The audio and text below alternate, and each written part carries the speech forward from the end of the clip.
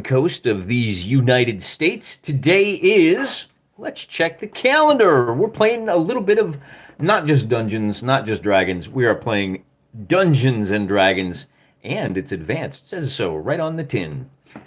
Why don't you guys? This is so great. We're going early for the channel. Hopefully, you guys can set your cruise control to 70, blasting down the highway, and set your game control to 1979, as it were. Today is, I don't even need to look. Today's January 19th, and what a great day it is to play this game, because this is the day on which, come on, lock in. You can't be doing this to me. One of these days, I'm going to get a real camera. This is the day that the giant weasels are fully domesticated. Not fully domesticated. They were raised a while, but it's okay. So let's take a look. It's been a while. I know we did a little review a week ago. For those of you that don't know, we have an adventuring party composed of 4 adventurers. Soren, that's the dwarf. That's their dwarfs, not those guys. We're adventuring in the Wolflands. Looks a little something like this. Here is Corvusberg, and today we're going to go explore the scrubland, the Deadwood, the western portion of the Deadwood. Here's our party. We've got 4 brothers. Bron is our tank, 1895 strength. He is a first level fighter, but he's creeping up, 1350. He's getting closer to level. Rick Steiner is available. He has spent the last month. We didn't do a whole lot of adventuring over the last month because he spent that time training up a couple of giant weasels. We can now, in fact, we can erase this. And this is one of the reasons I was hoping to go live a little before this, but I got hung up on my giant weasels. So we're going to talk about that in a little bit. But before we do, let's finish introducing the group. Sir Scott Steiner has 1,400 experience points. Remember, our ranger, he took a couple of hits. He doesn't have nearly as many XP because we didn't give him as much treasure, and he missed out on a little bit of loot somewhere. Sir Scott is our paladin, and then Skippy Deathstalker, call me Deathstalker, Steiner is our first level thief. If he ever manages a successful backstab, we will start calling him Deathstalker unironically, but for now, we kind of tease him because he hasn't done a whole lot with his thievery. He's trying, God bless him. He is young. Now, in our last episode, these guys aged up on January 1st. They have, in addition to that, in addition to the 4, we've got a couple of war dogs, Tommy and Errol. We've got Maxwell, the hunting dog. We also have 7 horses and a mule, so we can move a little fast through the Wolflands now. We have hired a couple of guys to guard our loot. Whenever we do a dungeon delve, there's a chance that our stuff gets raided and stolen from us while our party is down in the dungeons. Not anymore, because we've got 3 guys that are guarding the loot. These are hirelings, not henchmen. So we just have to keep paying them, and as long as we do that, they'll be fine. And we assume that these guys are clever, and if they see trouble, they'll, it's a cold camp, they lay low, they watch for things. Maybe they come and get us if something big happens, but that's really, essentially what I've done here as a solo wargamer is, because I've got the scratch to hire these guys to watch my stuff, I don't have to worry about it while I'm in the dungeon. Technically, if I was playing this across the table from players, I might be rolling for encounter checks, and it would really just be 1 while we're down there, so 10% chance that somebody comes by. Wilderness encounters are no joke. Essentially what I'm doing is I'm paying for the privilege to not have that 10% chance while I'm in the dungeon. That's a little outside the scope, but I believe that's filling in the gaps of the rules. Say hi in the chat. I'm going to get caught up in a minute, but I want to go through this preliminary stuff before I get distracted by all of you guys with your wonderful observations. Now, the last thing we got to talk about is the giant weasels, and unfortunately, I don't have my notes. We can go back and retcon this if you guys want to later on. If one of you guys wants to be a solid bro and leave a comment down in the description, go check some of the older videos. I haven't done that. Maybe I'll do that tomorrow if I find time. Spoilers, I probably won't. But here's what I do remember. So just off the top of my head, I remember that we had 2 giant weasels, right? And the giant weasels, there are 2 of them, as I said. We killed mom and dad, and we trained up Junior and baby weasel. They're both going to be armor class 6. Baby weasel was full grown as of January 1st. We got him just in time. So I know he's going to have 20 hit points, and he's going to be full 3+3 hit points. We're going to take Junior with us on the delve. And while I'm rattling away You guys, give me a name for Junior and Baby Weasel because I want to give them proper names, if you would. Now, Baby Weasel is where I get a little confused because if I recall, Baby Weasel was 2 months old when we first encountered him in Weasel Castle way back in October. So he had and it was going to take 9 months for him to become full grown, meaning he was going to gain 2 hit points per month. So what I'm going to do to kind of split the difference here is I'm going to say that Baby Weasel, now that it's been an extra 2 months, he is going to have a total of, I think this is right, I'm going to call it 5 hit points. And I'm going to write down 10, and we're not going to take him out until he's full grown. He's going to be left with, maybe we'll leave him with the sergeant and the guards. And we're going to give him plus 2 hit points per month for the next 5 months. So February, March, April, May, June 1st, that's when Baby Weasel is full grown. We may take him out a little before that, but effectively what that means is he is right now only hit die 1 plus 3. In another 3 months, we'll make him hit die 2 plus 3. And then in a few months after that, then he'll be, once he hits 20 hit points, he'll be a full 3 plus 3 hit die creature. And that's a significant jump because if you take a look at the hit tables, let's see how good my book control is here. Not too bad. 3 pages to find it. The difference between actually, it doesn't really matter. Once you hit 2 plus, you're good to go. So Baby Weasel will be rolling on this matrix right here. If you use THAC0, it's an 18. The Junior is going to be hitting armor class of 0 on 16. Now remember, it's not pure THAC0 because you go right from 18 to 16, right? And you've got this string of 620s in a row. So anybody he tries to attack from -2 to -7, he's going to be hitting on 20s. It's not until we hit -8 that, I'm sorry, you're just not going to be able to hit him unless you've got some bonuses involved here.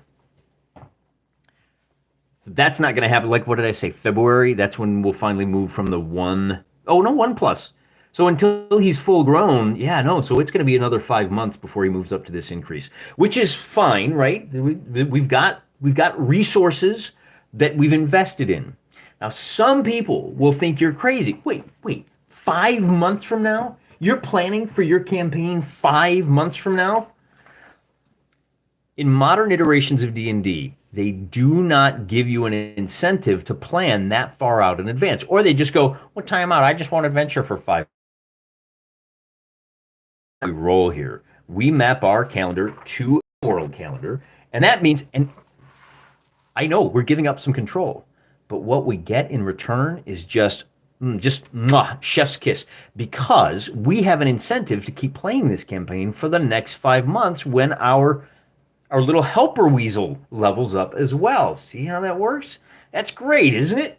Man, I love this game, and I love playing it with this style. If you're not using the real world calendar, if you're not mapping your campaign to the real world calendar, I don't know what to tell you, man. You're missing out. So like I said, I even wrote that down on the calendar. We're all healed up. Rick Steiner, ready with 2 giant weasels. Let's go to the chat. We'll get caught up, and then we'll head out for adventure. And I guess while I'm getting caught up on the chat, let's take a look at what we have available to us. In our home hex, we got a couple of different things we could do. We can go on a bear hunt. Going on a bear hunt. We're not afraid. Got our weasel by our side. And in this case, we don't even need to worry about camp because we do because we're going to go on that bear hunt. Big Owen is a 7+ hit die giant bear who's wandering around this hex. We can't claim Corvusberg as our own little personal duchy until Big Owen is dead, and there's a group of wolves out here we got to chase. See, Big Owen, 7+6 hit die, 44 hit points. I don't think we're ready for that. But if you guys want to go for it, all right. There's also a pack of 8 wargs that if we kill those, that will go a long ways towards cementing our claim to this as our personal protectorate. So that's one thing. We can go on a wild animal hunt. We do have some more weasels up here. Giant weasels are terrifying. I don't want to go after those guys. There's 6 of them. And we had a heck of a time with just the 2. So I don't think that's good. We could go up here to the Ligmatic Cloister. We're going to have to pay the troll toll. It's no good. In the Ligmatic Cloister, there's a lot of really strong really strong orcs in there that are terrifying. And we talked last week, their numbers are only growing. We need to get big and we need to get tough so we can go cut the orcish grass, if you will. I think the smart play here, we've already checked out the ruins of Castle Weasel. It's just ruins. There's dungeons there, and we can make this a camp, a safe camp. I think what we do is we reduce our chance of encounters because look, it's ruins. We can kind of hide out inside. It's defensible. I think when we camp here, our chance of encounters goes from 1 in 10 to 1 in 12. That's the little Benny that we unlocked by being proactive and exploring this hex. And then we're only, if we take our horses, we're only a 4, 8. We're only like a 2-hour ride, hour and a half ride from the tomb. And by the way, since this is a scrub hex, I'm calling this the Tomb of the Unknown Scrubs. There you go. So this is my vote. I think we go explore the tomb. And just as a refresher, because it's been a long time since we've plumbed the depths of the Tomb of the Unknown Scrubs. Let me find it. I have a map. Here we go. We know as players there's a secret room here that we haven't passed yet. The Steiners haven't gone in here. So we have the opportunity to look for that magic room. There is a 750 Electrum and a magic trident in there. That's a heck of a steal, man. That would level us, no problem. Assuming we find it. We have a door, a corridor, a corridor, a corridor. Man, we got all kinds of stuff that we can explore here in the tomb. So that's my vote, but I want to know what you guys think. So hit me up in the chat. In the meantime, let me go ahead and scroll back through and say hello to everybody that is enjoying the middle of the day with me. Bradford Walker is in there. Mucktuck says evening champs, as does Sovereign Boss Man Vince McMaximus. You know, I named a relic after Vince, the girdle of Vince McMaximus. I don't know how many people realized it was a what do you call it, like a UFC, a golden belt. Sovereign Bossman, been a while since you've been able to join live. Interested to go back through the series and contrast with my own solo game. I'm glad to hear more people are doing solo game. He's doing playtesting for his redacted brew. We try to keep it family friendly here. We work a little blue, but we try to keep it PG. Kevin Nicholson's in the house. Christopher, the desert is cloudy. Yeah, it's man. We're not going to talk about why the table has changed. Those of you that are chatting me up on Twitter, you understand why. Look, there's a lot of weirdos out there in YouTube land, so we're not going to give them any like more information than we have to. But it's really cold where I am right now. The great horned owls hooted last night. And Omen, yeah, there's giant owls over here. They're pretty chill, man. They were working with the dwarfs, I want to say. No, I can't remember who it was. There are giant owls over here in the mountains. And, they don't like the goblins. There's the giant owls. They don't like these goblins, and they'll help you identify where the goblins are. All right, no, they don't like Owen. They'll tell you if you encounter giant owls, which is very likely in this hex, then they will give you some information on their enemies. The wolves that are running around, there is a pack of 11 wargs running around here. And there is, they may even, I think Big Owen wanders into this area a little bit, so we could encounter that. That might be fun. Where are we at? Still need a hunter trapper okay, so for those of you that don't know, here's a question from the chat. Is Dinky Rizzle still alive? We had a TPK. Our A team, like the first couple of bros, you guys remember Broseph Forrester? He's out. Everybody's dead except the Steiners. They're our primary group, and if they're locked in time jail, then we kick over to the evil dwarves of Romek Zoden. Although I have to put together, I forgot, the goblins and the dwarves are now patron groups. I'm going to have the guys on YouTube direct the actions of we're calling it Gobiton, and we're going to have the guys over on Twitter direct Romek Zoden. But I'm a little behind on that. I need to put together some potentials for you guys to vote on. Spoiler alert, yeah, Dinky Rizzle.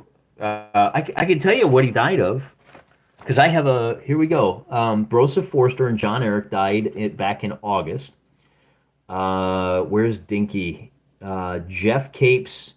He was running with Jeff Capes, right? Oh, Dinky Rizzle and Ronnie Dio and 3 fighters were killed by hostile berserkers in a nighttime ambush back on November 2nd. That's what it was. They went on a little wolf hunt, and the berserkers that were wandering through the home hex, they had a hostile reaction and they just got slaughtered. So salute, pour your wineskin out on the curb for them. No mention of, let's see, stink. Hello from the Netherlands. Hey, how do you do, Netherlands? San Diego is taunting us. Charles Latour. For those of you that don't know, haven't figured out the little code, the leader of the goblins is Laurel Chatora. We like to name things after people in the chat whenever we can. We need a hunter trapper to set snares, pits, and cages. Can rangers do that in AD&D? Regarding the hirelings, that's the sort of concession you have to make in a solo game. You can only be so schizophrenic before you break and start playing 5e. You'll love to see it. I love 5e players. I mean, come on in. It's a big pool. Just stay over there in the shallow end, okay? Hello from the Netherlands. Ooh, Sovereign, give us a weather check, would you? Oh, you know what? It occurs to me. Oh, we get to do something amazing that we don't usually get to do here. But we'll get to that. Kevin is Snurga. I like Snurga. So Snurga and Ayim. Why Ayim, Sovereign? I'm not. Is that a code? Is that like is that Copenhagen talk for something? So Snurga is the big boy, and Ayim. Oh man, you're killing me. That's New Year, new dungeon crawl. No mention of the cousin Beer Steiner, Weasel and a little Weezer. Stinky weasel teeth, that's pretty good. Don't weasels and bears hibernate? Yeah, but it was really warm when we captured them. I want to make sure I get my accent right there. Ayim, it's two E's, and I'm probably pronouncing that wrong, but Ayim is the baby. Okay. Whistle the Weasel, Donald and Ronald. That would be pretty good. Don't weasels and bears hibernate? That's a good point. Okay, so let's back up a step while we're getting caught up on the chat. Our weather conditions, what I do is since we're using the real world calendar, oh, hey, it's the 19th. I can have my real world weather, my game world weather, mapped to the real world weather. Now, there's a couple of different ways to do this. I know of one guy that always goes to like Pittsburgh. What's the weather in Pittsburgh? There's a guy that he picks some town in Wales, like in the British Isles with all of the consonants. And whatever the town is there, he Googles it before the session. That's the weather in his campaign world for that day, which is great. And I think actually the first time I encountered this was on Dungeon Fantastic. It's a blog run by a guy who plays, for some reason, he plays GURPS, the dungeon crawling version of GURPS. And he said, yeah, just look out my window. So we're going to do that today, and it's too dark or I'd show you what it is. But basically, it's 30 degrees out. What does that mean? Well, and so we got about 4 inches of snow where I'm at today. So I'm going to write that down. The weather is snowy, and we'll have to figure out what that means for the bros, and cold. Well, for starters, it's good. We've only got 8 hours available to us. Normally, we have like 10 to 12. Normally, for those of you that don't know, I'm in a place where it's 85 and sunny and nice. Well, it's been kind of rainy for the last few weeks, which might explain, it's been a little chilly and rainy. That might explain why the Steiner brothers have been resting on their laurels. Now, they did celebrate the birth of our Lord and Savior back in December, as you do. A little Christmas, I guess. And then on the 10th, they did a little scouting trip. Well, they got a little restless.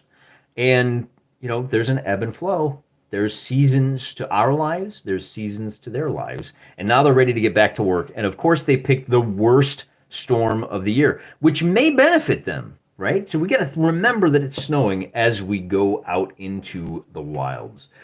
Weather check, currently slightly below freezing next week near storm, and about 1.5 inches of rain. Thank you for that, Sovereign. That's exactly what we're experiencing all over the mainland United States. On to the tomb. The next payday, do an initial fix-up of Weasel Castle. What happened to the zombie bros? Yeah, they were killed in the TPK. The zombie bros were, I think they were Dios? Who took them over? Somebody did. Or was it I don't remember. They died with, did they go with the dwarves for a little while? I think we threw them out as a delaying tactic so that we could escape. I'd have to go back. I can't remember. There's so many little details. Dinky Rizzle is dying. Is Dinky Rizzle dying? Is right. It goes. So here's. This is like Dinky. This is 9/11, and then this is okay. This is the Holocaust and 9/11. There's somewhere in there, and then it goes Dinky Rizzle dying way up here, right? We were hoping to keep him alive. I was hoping to keep Dio alive for a good long while. You want to hear something crazy? My 10-year-old daughter is playing with. There's a group of old guys. She plays the bass, and she's now learning a couple of Ronnie James Dio songs, and she's gonna play. I take my 10-year-old to the bars to hang out so she can play music with old guys. I'm not even a Dio fan. I mean, I see the appeal. No slight on him. It's just not my jam, but she enjoys it. So what are you gonna do? So I'm learning. She's teaching me the joys of Ronnie James Dio. Not here, Desert. Oh, Christopher Sebald, PJ West MX. Gotcha. Dunder Moose is in the house. You all subscribe to Dunder Moose, right? Who is Dunder Moose? He's got a great channel. He interviewed me once, and I'm not just saying that because he's a good guy. I'm saying it because it's an interesting channel. He had a wonderful debate between a couple of, it was really more of a beatdown than a debate. Go subscribe to his channel. Check out that video. So we now have our names, and I have 1 second. I have a motion to explore the tomb of the unknown scrubs, and I have a second. So that's what we're gonna do. I like to give my viewers what they deserve, and what they deserve is whatever I think. So let's think about this a minute, shall we? Because I don't know. All right. Question for the chat. Dio is the god of rock. I actually put my hands in his hands. And if you go to the Guitar Center in Hollywood, they have like outside of Grumman's Theater, the actors put their hands in the wet concrete, and then it dries like that. And so if you're into music at all, go check out the Guitar Center, because they have that same thing, and they've got guys like all of the great shredders have theirs, and one of them is it D? I don't know if it's Dio. One of them is so funny because he put his hand down, and then he picked up his hand and he put one extra finger, because that's how he plays. All right, so here's the question. Our guys have horses, and that's really going to help. We've got 7 horses and a mule. So we're going to kit out, as we always do, and we are going to head out because I don't want to risk the storms on the lake. The fishermen are going to look out and go, no way, dude, I'm staying home and repairing my nets. If you want to go hiking around, you can. Now, as usual, our horses... Okay, so let's think about this. Let me find the travel page, because I don't know if Gary talks about the impact of weather on travel times. I think we're going to have the weather... I think, only mad dogs and Englishmen go out in the wintertime sun. So I think one of the things we'll do is we'll reduce. Now, we don't have to face any random checks while we're skirting the lake. But once we get up into this hex over here, we're going to have to start rolling on the scrub, which means we'll be into the... what we'll do is we'll travel to the ruins. So we're going to have to make a couple of checks at evening, night, and pre-dawn. But because of the inclement weather, because fewer people are going to be up and around... we're going to reduce our likelihood of an encounter to 1 in 12.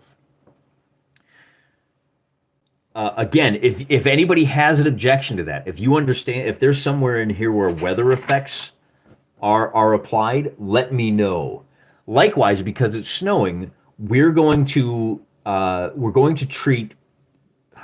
Let's do this.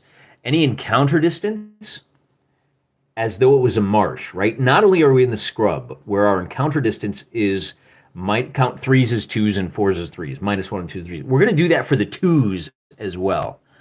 Visibility is limited because we've got snowfall.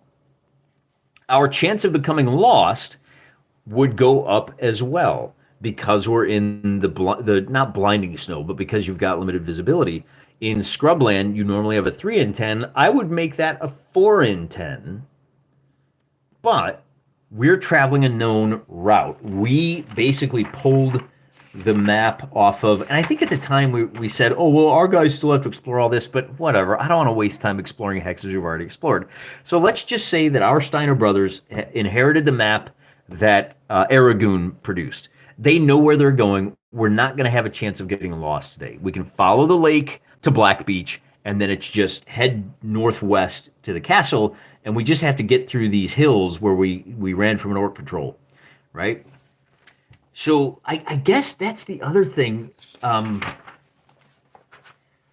Flying mounts, aerial oh, right, we have to skip past aerial combat to get to the other traveling. And how fast you go. And I think the way to assume, this is, here we go, outdoor movement. The scale will differ from campaign to campaign. General movement rates are given. You can adapt into the scale of your campaign accordingly. Some variation is justifiable, but distances should be neither increased or decreased substantially. However, our burden is light, but because we're pushing through the snow, and that's true whether we're here in the civilized lands. Remember, these fields are fallow. There's paths we can follow through the low pastures, but once we get up here, so because we have mounts, normally they can travel 40 miles in a day. How many people? That is an excellent question, R-Dubs. We only have, well, what do you mean by people? We only have 4 adventurers, plus our 3 hirelings, our camp guards. But we also have an extra, so that's 7. There's 7 people. But we have another mule. And we have 3 dogs, so we're up to 11, and we're bringing a giant weasel, we're up to 12. So with 12 people, I think we're still okay. For those of you that don't know, when you are traveling with, let's see, average burden, if you have more than 100 people, then you travel considerably slower. And I don't see that right here. But as I was saying, we're going to assume a medium burden, but we're going to assume in AD&D it was 100 or 1,000 for 1 or 2 hexes slower. Yeah, we're going to call it rugged. All of the snow makes everything worse. So our terrain normally would be, well, let's see, light. Yeah, it's already rugged though, right? We decided that the scrublands are rugged. These are all new. I figure if they're cool with diplomacy this week. Oh, well, we got follow the chat. I'm not going to dwell too much on that because you start talking about diplomacy and my eyes get like crazy because that's such a great game and I could talk about that for about as long as I could talk about AD&D. However, we're not going to do that. We are going to stay focused on task. As I said, it looks like we are going to be able to move at about 20 miles a day. Now through here. So that would be 1, 2, 3, 4, 5 hexes, with an average burden. Oh, that's moving a foot. If you've got 20, and then we come up to here, 20, 24, 28. So that's kind of halfway between normal and rugged. I think we're justified in that. I think this is a full day's travel. And because it's a full day's travel, and then we set up camp in the castle here, I think we'll roll for an encounter in the evening. As we get away from, we're going to cut across the plains. There's a chance we have an encounter here, and as I said, that is going to be a 1 in 12 chance. If we roll a 1, we got issues. So I have issues, but we rolled a 7, so we don't have an encounter, and then we make camp. Then we have to check. It's nighttime now. And remember, now we've got 3 guys who can watch along with the dogs. So our hunting dog, Maxwell, means that we will have advance notice. We'll be able to gear up. He's going to smell whoever's coming. So at the nighttime, there's a 1 in 12 chance, and we have to roll for an encounter. Now, because this is a camp encounter and not a walking around the map encounter, there's no chance that it's a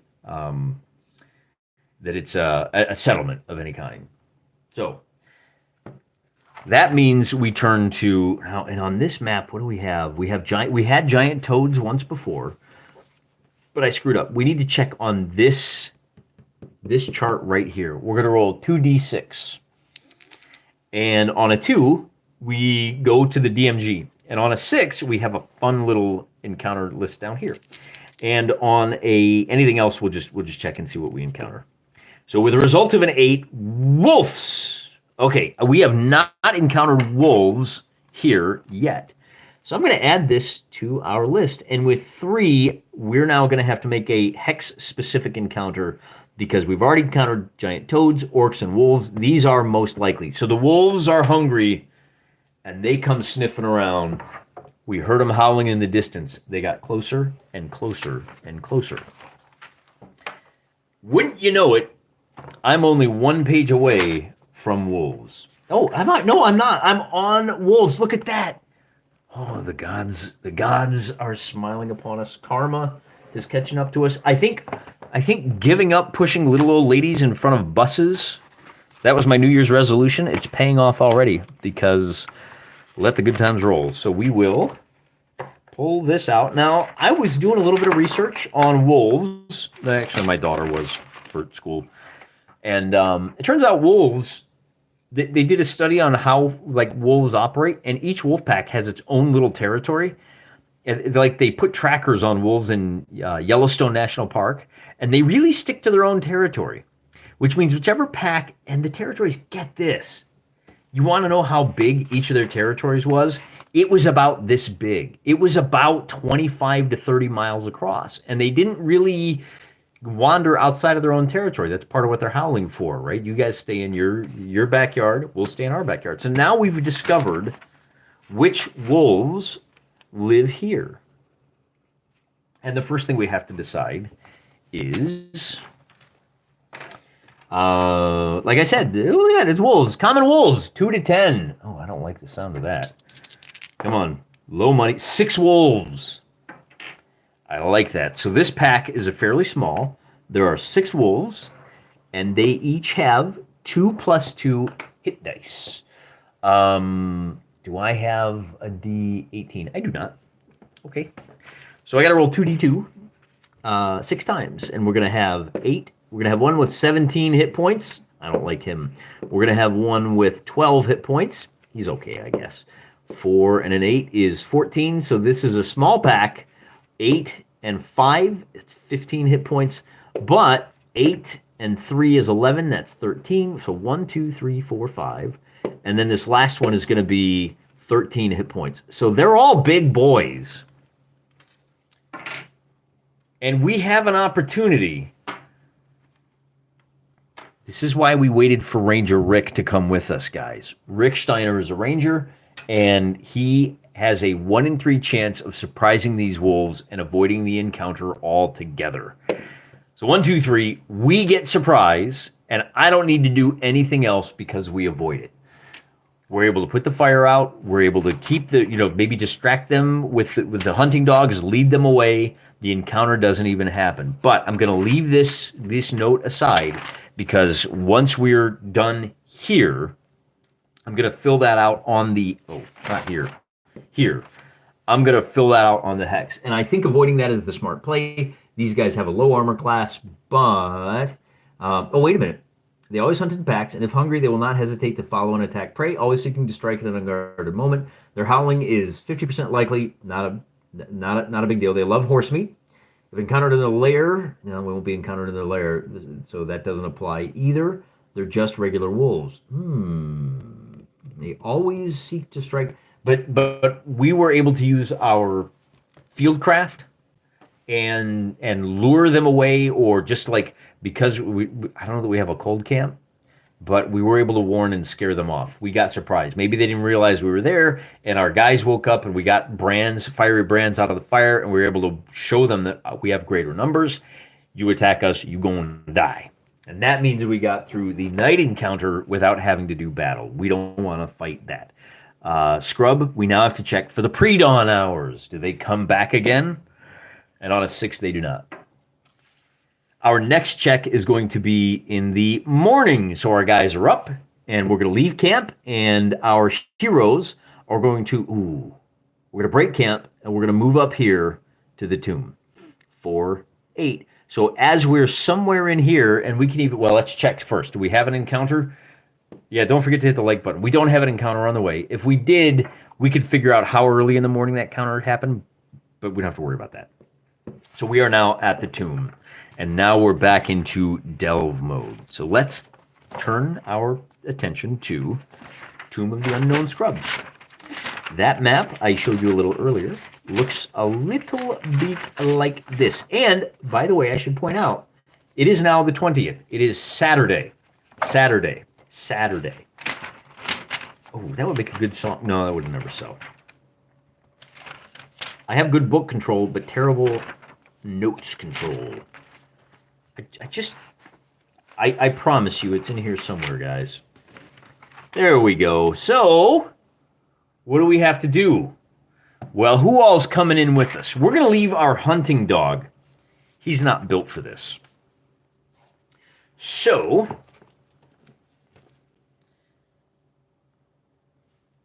we have to come up with our party order. And we're going to put our tanky boy in front. Braun Steiner is going to be the guy bashing down the doors on a 1 through 4. So essentially, no. We're going to have our... how do we do this? Do we want to put Braun and Rick up front? And then Rick is going to have... we got the 2 ward... He's got the 1... We got Tommy is going to be on Rick's leash, and then we'll give Sir Scott, our paladin, Errol's leash, and they're going to turn those dogs loose. And when we get into a fight, those dogs are going to kind of aim for the flanks. This is how wolf packs operate, right? And then we're going to have... no, I forgot. Braun is going to be holding Tommy's leash, because Ranger Rick is going to have Snurga. And Snurga is going to basically go in the middle. So here's our passing routes. I guess we should put Scott on this side with Errol, because that way we can send Tommy and Errol. And in all of the confusion, Skippy, our thief, we really want to earn him that backstab today. Our thief is... Oh, why did I put thief? I'm gonna use his real name. Skippy is going to lurk and hide in shadows and try to score that backstab. So just 2 by 2 going down into the dungeon. Don't need to worry about the cold camp. We're leaving our guards up front. We find a shady place. You know, this is a tomb, so there's got to be some kind of surface structure they can huddle in out of the wind. But make sure you're doing circuits and keeping your eyes out for those wolves, because if it looks... And we took our mule, the whole camp, with us. Because if we leave our mule behind, it's going to get at. I think we're ready for some delving. And that means we get to Appendix A. One of the best, right behind Appendix N in my... One of the other things I should really start doing is taking advantage of the dungeon dressing. This can really help you give each of the dungeons a unique flavor. Miscellaneous items and points of semi-interest for corridors and unpopulated areas to round out otherwise drab places. In fact, let's do that. They come down into the room. Oh, I forgot. Who's got the light source? This actually becomes important now, doesn't it? Because whoever's holding the source, now it's not going to be Braun. He's got a 2-handed weapon. And he's got a short bow if we need it. I think it's got to be Scott. We're going to lose the shield. Yeah, I think it's got to be Scott. I think we're going to give him the torch. And do we want a backup torch? We could burn 2 torches per turn. That might not be a bad idea. Does Rick have a hand free? I don't want to do that. His AC, both of these guys have pretty terrible AC. Everybody's riding with AC of 7. We got some dex bonuses giving us a +1. And that 7 is with a wooden shield. So these guys are going to be rolling with an 8. I don't know that I like that, guys. Leather only is going to be 8. Maybe we should have invested in some chainmail for these guys while we had the opportunity. Yeah, I'm gonna be regretting that. The only guy that's got chain is Braun. So the only guy I'd trust to hold a torch is the one guy that doesn't have a hand free for it. All right. Well, that being the case, Rick and Skippy are going to hang back. We're going to turn our 4 beasts. Braun is our 4th beast. We're going to turn them loose on melee, and Rick and Skippy are going to hang back with the. Because they got the torches, it would have been smart. Should have bought them some hand axes so they could start flinging damage. Ooh, we may need to retreat. If we were smart, we would retreat. We'd go back to town. We'd buy chainmail. But town is now a full week away. And I don't want to wait another week before we do this. So we go down into this room and we give it a good look-see. Now, we don't have to bust doors to get down into the first room. But let's go ahead and have some fun with Appendix I. Miscellaneous, note, odor, and information and level areas. So what do we have as far as, how does this work? Miscellaneous items. Unexplained sounds and weird noises. General. So here we go. We've got, what does it smell like? We've got odors. And on a 16, it has, it's a dank, moldy smell. That makes sense. Do we have any air currents on a 52? That it is still. So I can put some notes down here. Still air, dank, and earthy. And anything else? Do we have, as they set foot, and it's about 10 in the morning now. They got up, at light of dawn around 7. Got ready. They left at 8. They took an hour or 2 to get here. And do we have general? Let's roll on general, too. On a 22, there are cracks in the ceiling. Cracks in ceiling. Which give them pause. And we burn a turn. I have a little turn counter down here. I'm going to mark off 1 turn. That's 10 minutes. Remember, after every 5 of those, we have to roll. On a 1 in 6, we have a random encounter. But part of that turn is going to be, do we find the secret door here? On a 1 in 6, that's all we got. We should have hired those 2 runaway dwarves and dragged them down here for the 50-50 chance. That remains unfound. Now, we've got 1, 2, 3, 4, 5. Chat, do you want to bust through the doors, one of these 2 doors, and I'm just going to pick one at random? Or do we want to go through the corridors? We'll have to smash a door open first. What do you think? Doors or corridor? The dungeon dressing builds story well, but I always roll manure updraft. Says, who's that? R-Dubs. Yeah, ain't that the truth? Pounce Cleveland, get used to it. We're going to be doing this for a few weeks. What up, PC? Let's see. Boggs, we've been in the negatives for at least part of the day for the last week. Much snow. Isn't it great? It's such an adventure. There's part of me that's huddled up, and I'm like, this stinks.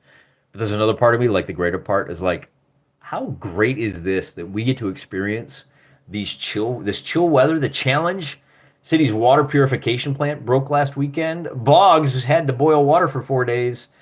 Remember, if you're in Flint, boiling doesn't take lead out. Just important note. Tomb accoutrements, wall scrawls. This is the time of year my well goes dry. Oh, I hate to hear that, R-Dubs. Tomb of the Unknown Scrubs, dank and moldy. Beware the mummy of the king Redditor. Do you want to do that? Do you want to call this Tomb of the Unknown Redditors? That's hysterical. The Reddit Tomb of the Unknown Redditors. I'm doing it, baby. Because now we can meme a whole bunch of stuff on Twitter about what we find. We're gonna find a whole lot of coal in here, aren't we? Tomb of the Unknown Scrubs, dank and moldy. Yeah, it's Tomb of the Unknown. We need a shower. Let's see. That is when I decided anybody who wants to live back like a pioneer is nuts. Yeah, that's true. D12, listen at the door, negate surprise. Well, if we listen at the door, we got a ranger with us. All right, let's think about that. When you listen at doors, We have a thief. Let's just do this. There is a 1% chance that when you listen at doors, you've got the what do you call those earworms? The Dio songs? You know what I'm talking about? The ear borers? Chat, help me out here. We're going to roll a 1% chance. We're going to listen on a 1, 2, 3, this door. Well, we'll just go through the door that we see. On a 1, 2, 3, yeah, we're just going to go through the door that I can see. There is a 1% chance that we are attacked by those monsters whose names I can't remember. Looking for 01, 56. We're okay. So we listen at the door, and I can't remember. I haven't done this. This is a wonderful chance to learn a little more about the game. I keep forgetting. Running the game, combat. It's not combat. Campaign. Town and city. Non-player characters. Conducting the game. Handling troublesome players. Integration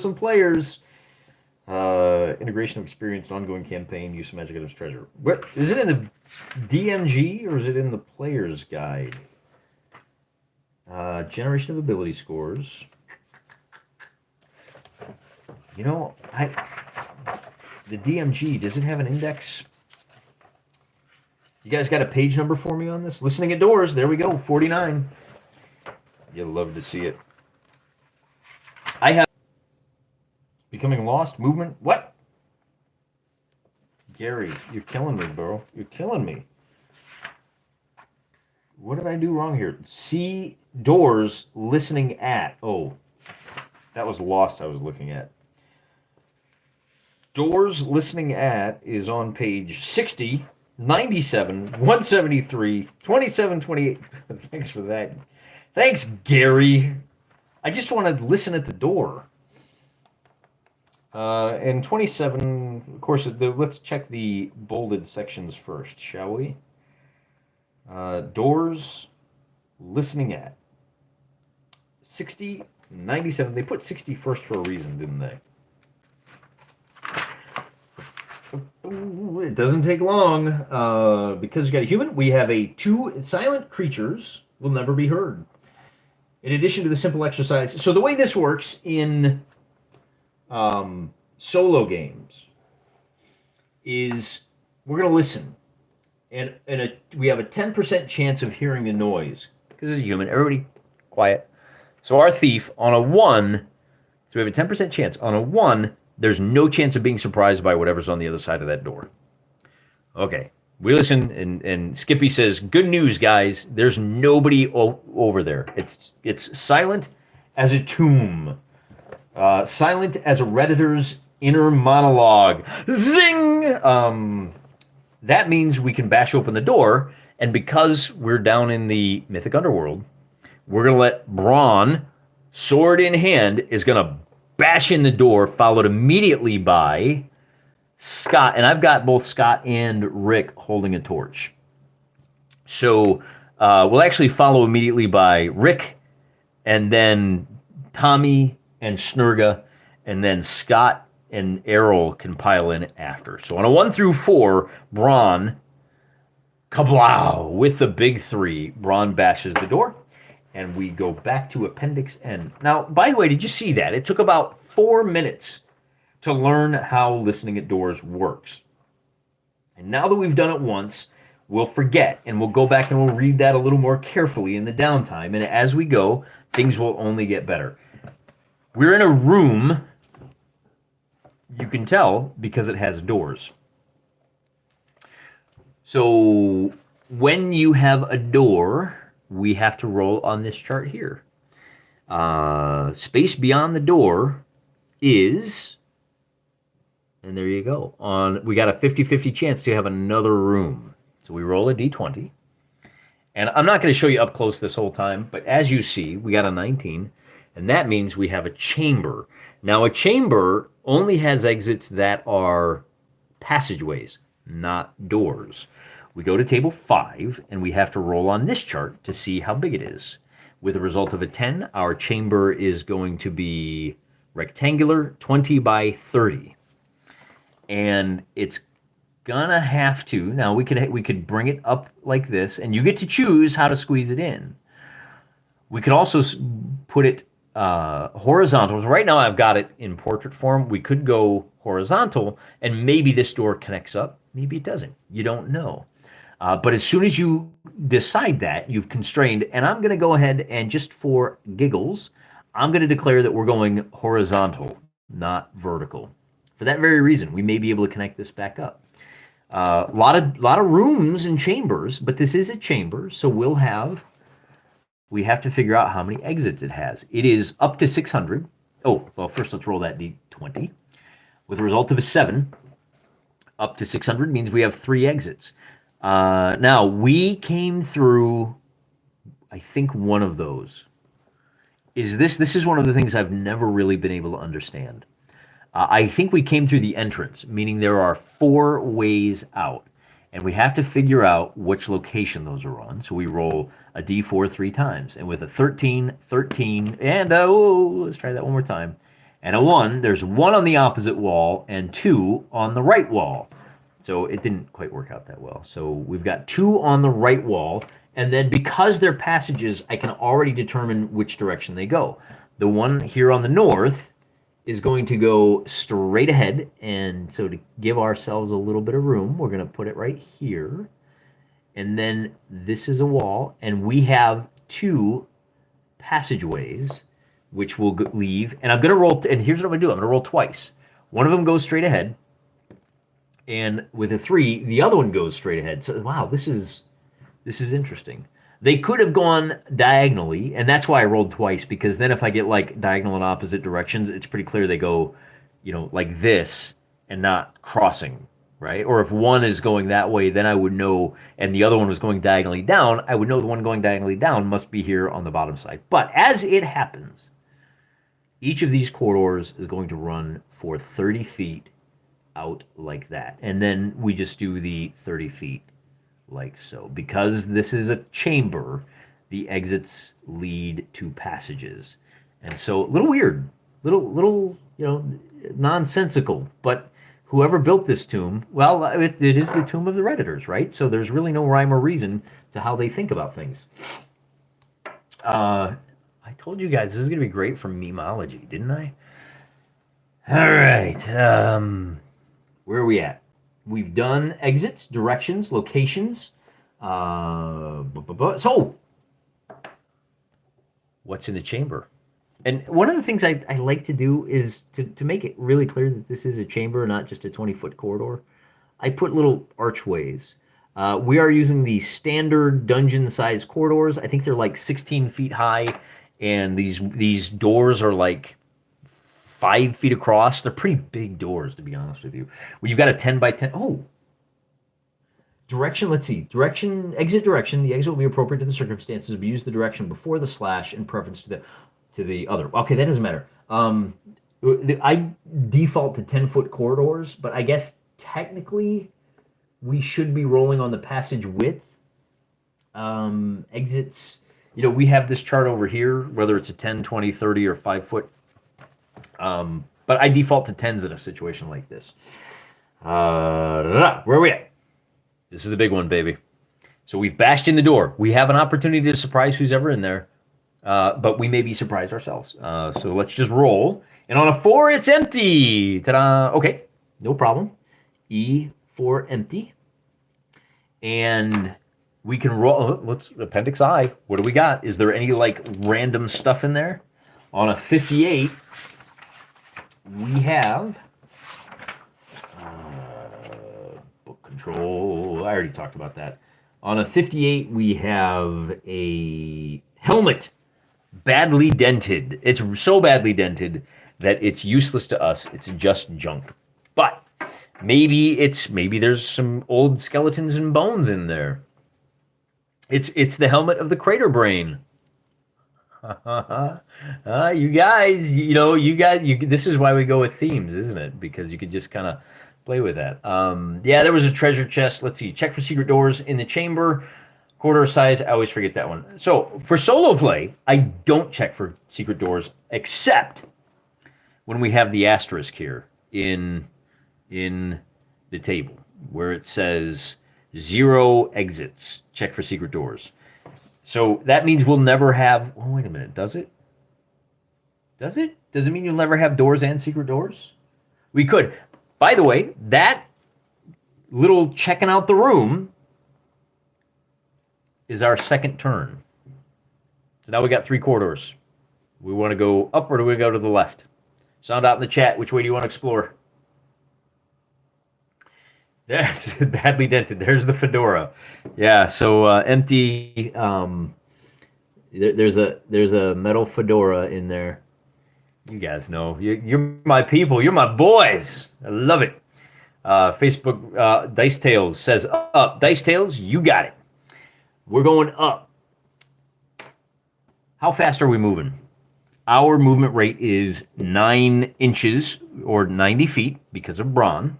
So we reach this point, and again, we're just kind of SWAT teaming it, right? We're just doing the room clearing drill.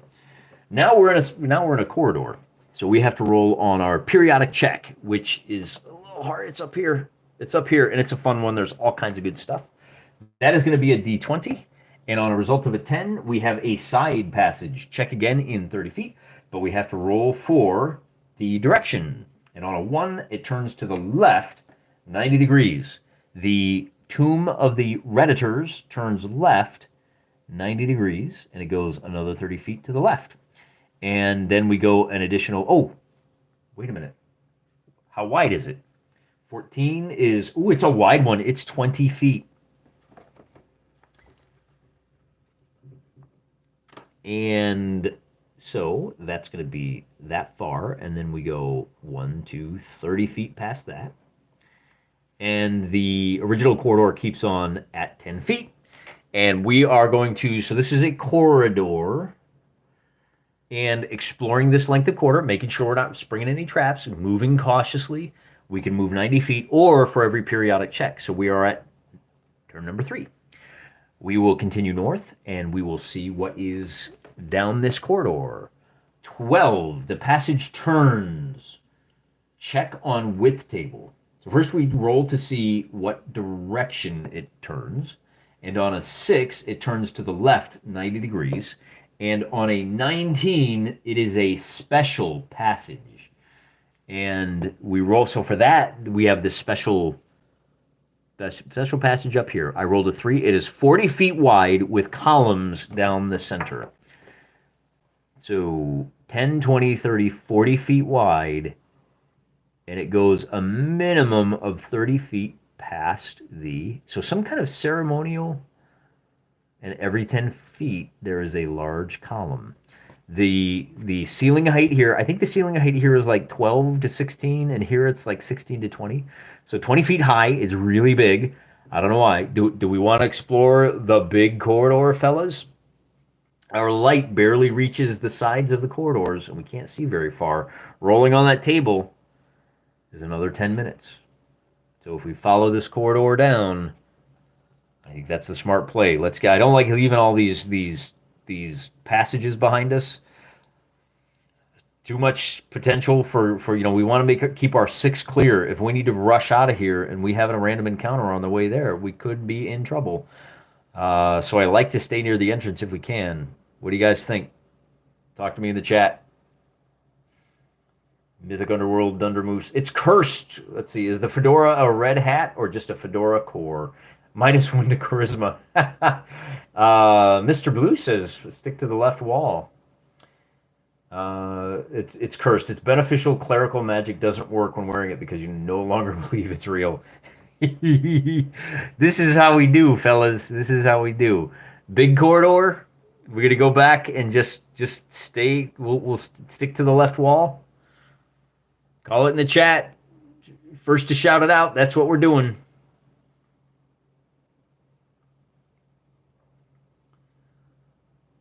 This feels like a corridor made for giants. Although we are on first level. So let's take a real quick peek at our first level. We've never really had, we've only had a random encounter in here of humans, and it was like 10 berserkers who were poking around in the lead room, and I think we negotiated That's what it was. As Aragoon negotiated with them, just leave me alone, give me a little bit of the loot, and you guys take half the loot, and we won't have to fight. Might even only been 10% of the loot that was in this room. Wide corridor. Everybody's saying this. Look, you don't get this kind of fancy pants special corridor very often, so we're gonna do it. 40 feet, comes down the center, and going to the end. Taking a peek. Wandering monster. Check again immediately to see what lies ahead so the direction of the monster's approach can be determined. Booyah. Natty. All natty, baby. But first I got to figure out what happens to the rest of this corridor. And that means doing, what does it say? It says check again immediately. So we roll, and on a result of a 9, we have a side passage, which means, the corridor continues another 30 feet and continues. Our side passage is it is a 13. That means the passage tees. Oh, this is fun. Okay. Does that mean it's a 4-way intersection? I think it does. Okay. So this passage is going to be for the passage to the left. Well, wait a minute.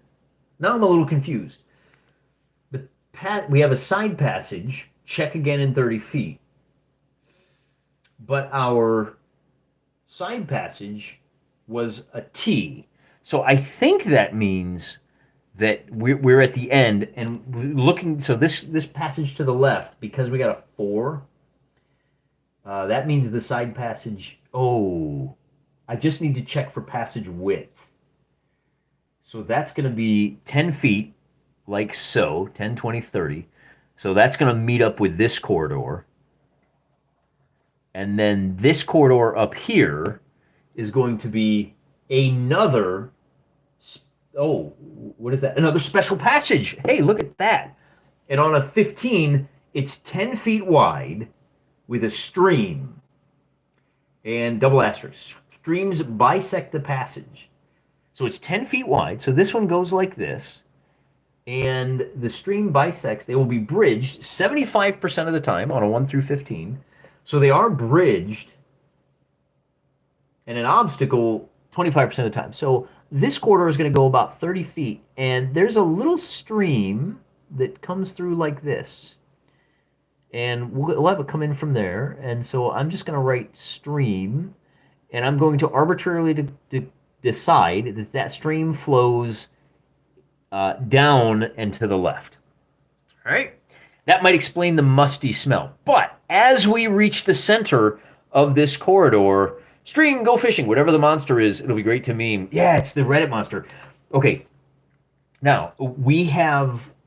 this is where the other thing is, these monsters, we don't like wandering monsters here. By the way, that's turn number 5. Okay, this is where things get absolutely brutal. We have 10 turns. And after 10 rounds of combat, rounds I should say, we reach turn number 6. In fact, if we fight these guys, we have to take that 10-minute rest. And that means we have to check for wandering monsters. So there is a chance, hey John, hey Boggs, there is a chance that we have 2 wandering monsters running into each other. The thing that really stinks about this is if you find a monster in a passage or in a chamber, then you get extra loot. Because this is a wandering monster, there's no real loot involved. It's just you're rolling on whatever the individual treasure is. We're getting chump change. We don't want to fight this fight if we can avoid it.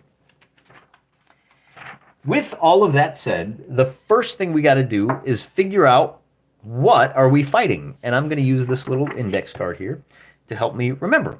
And I am going to roll a percentile dice to find out what it is. And on a result of a 67, here it is in black and white, piercers.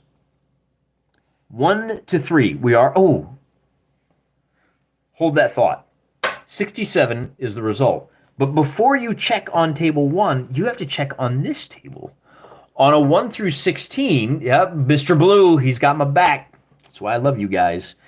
On a 19, we actually check on dungeon level 2. I'm going to honor the results of the first dice. We like the dice. And looking on dungeon level 2, that 67 means we have shriekers, 1 to 3 wandering shriekers.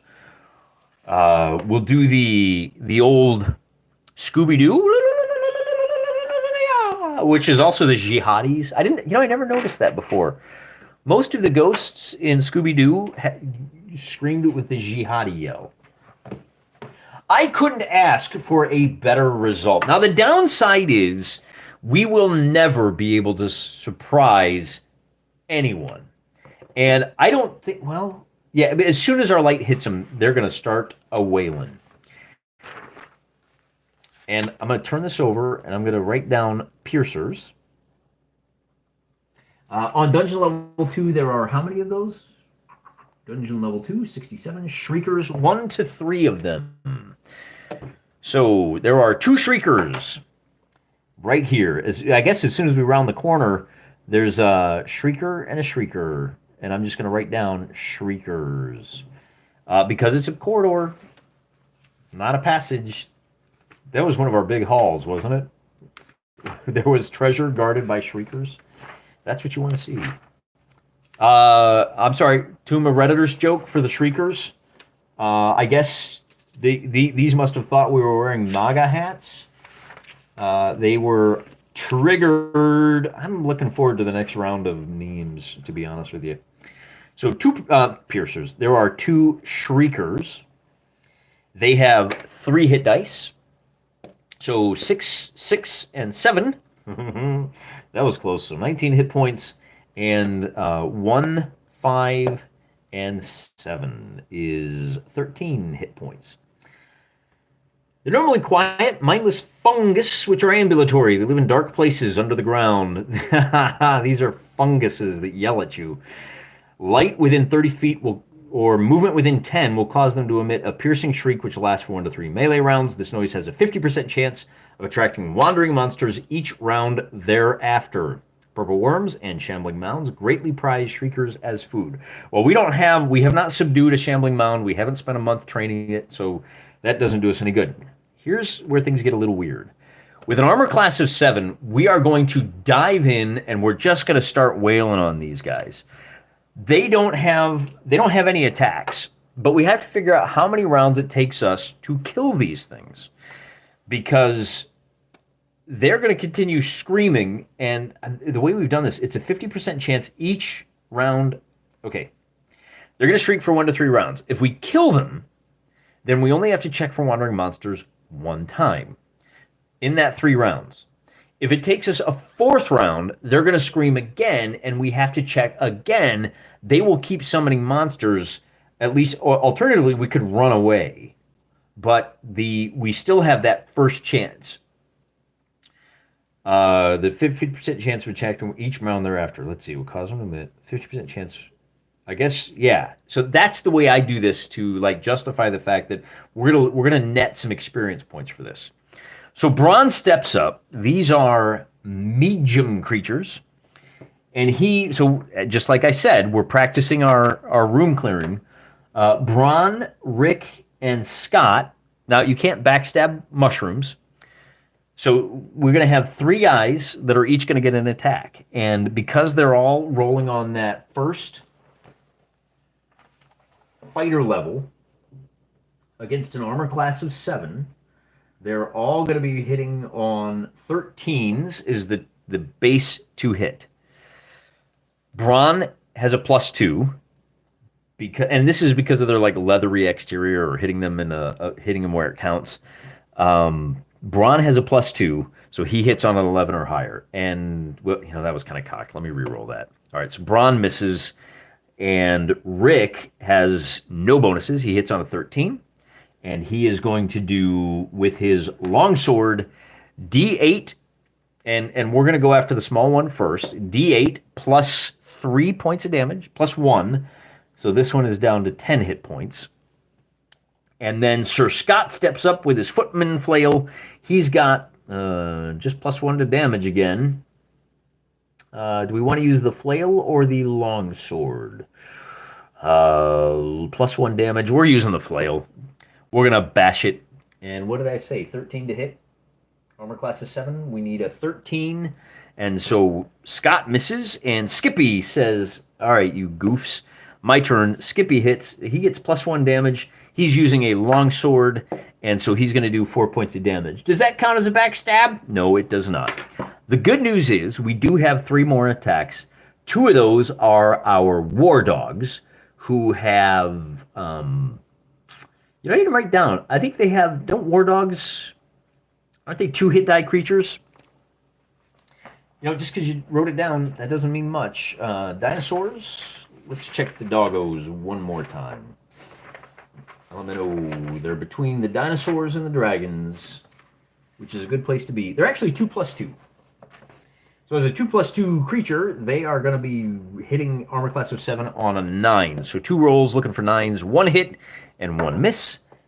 And they have a bite attack for 2d4 points of damage.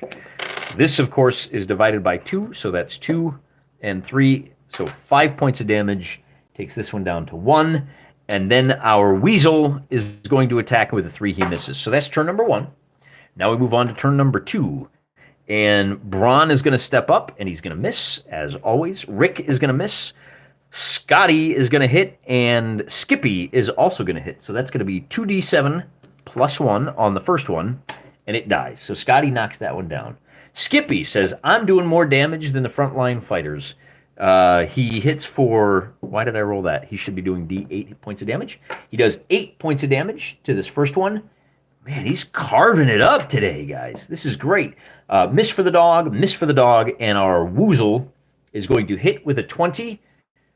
You love it. This thing's going down because the weasel does a tremendous amount of damage. He does 2 to 12 on this first turn, and he does, look at that, the R is a 1. He does 7 points of damage, but that's, I think that's going to end the combat because, oh, he's down to 4 hit points. He locks on, and he does Blood Drain, which automatically does... Oh, wait a minute. Do Shriekers have blood? We're going to roll 1d6, because he's tearing at it. So, not Blood Drain, but they got to have... Well, what do you guys think? I'm going to wait on a ruling from the chat. Giant weasels, once they hit, they lock on, and they drain blood for 2d6 damage. Does a Shrieker have blood? Does the rule mean they automatically continue to scrabble for 2d6 damage? What do you guys think? They are hunting dogs. Hunting dogs are 1. War dogs are 2+2. Brawn should roll over them. Freaking alarm systems. I know. So after this, by the way, it's on this next turn. It's Soylent. All right. Well, I still think there's only 4 hit points left. Brawn.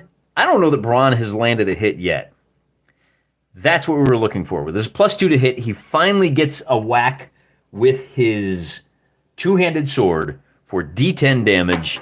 And oh, this is so satisfying, guys. This is at +5 damage. Bam! 11 points. He says, Skippy, shut your mouth. Let me show you how it's done eventually. All right, so the Shriekers are done, but our guys have to rest for 10 minutes because they fought a combat. And in that 10 minutes, there's a 50-50 shot.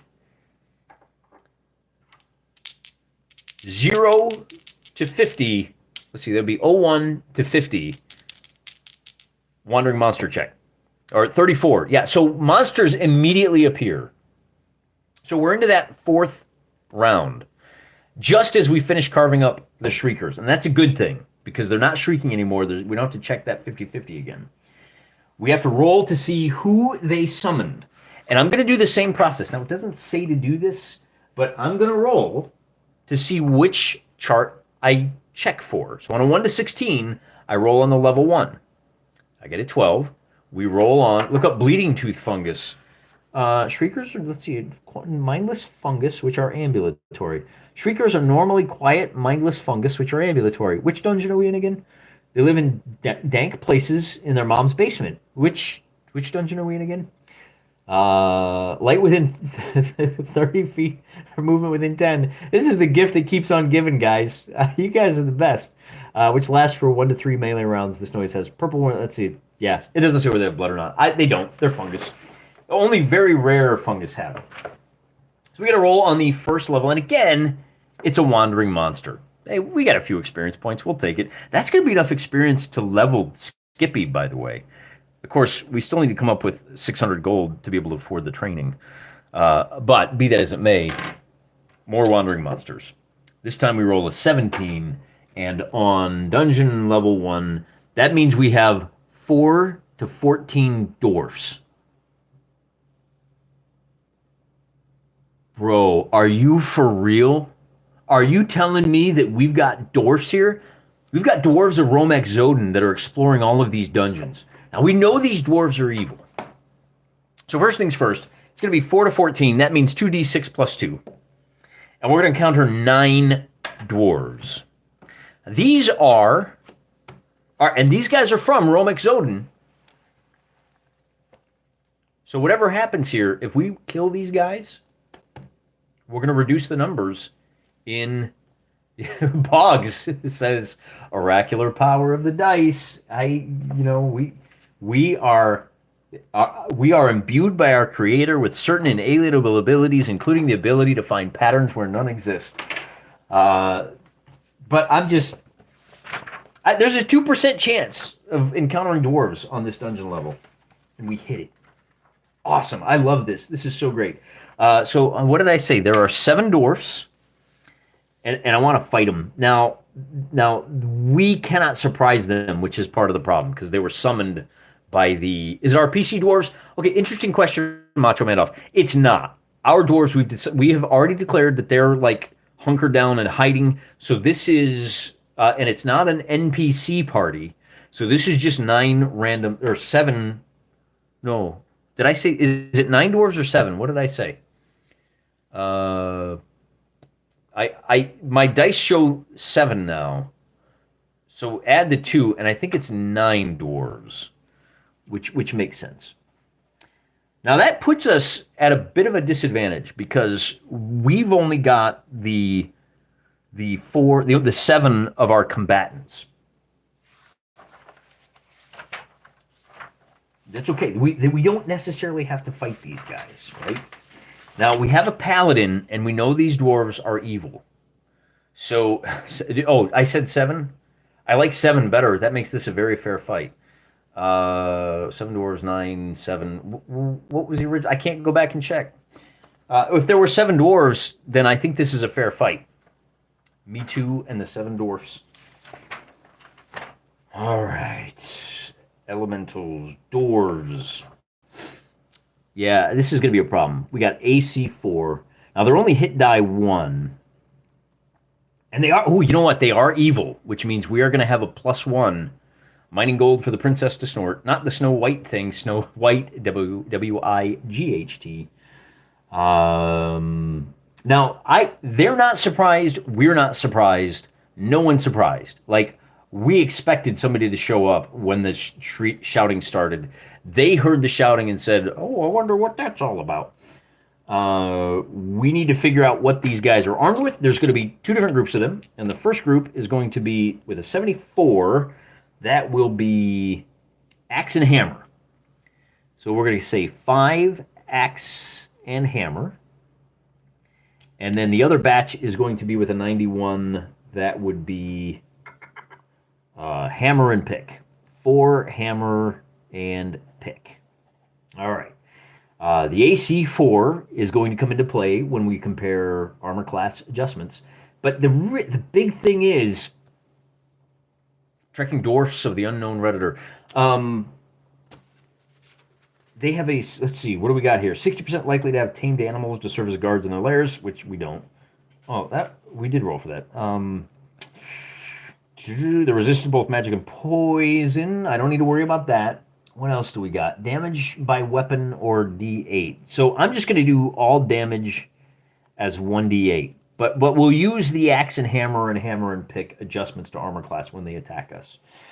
If they attack us. We do need to make because these guys are relatively friendly. Now they're lawful evil. That's a problem for us. Our paladin's going to want to smite them.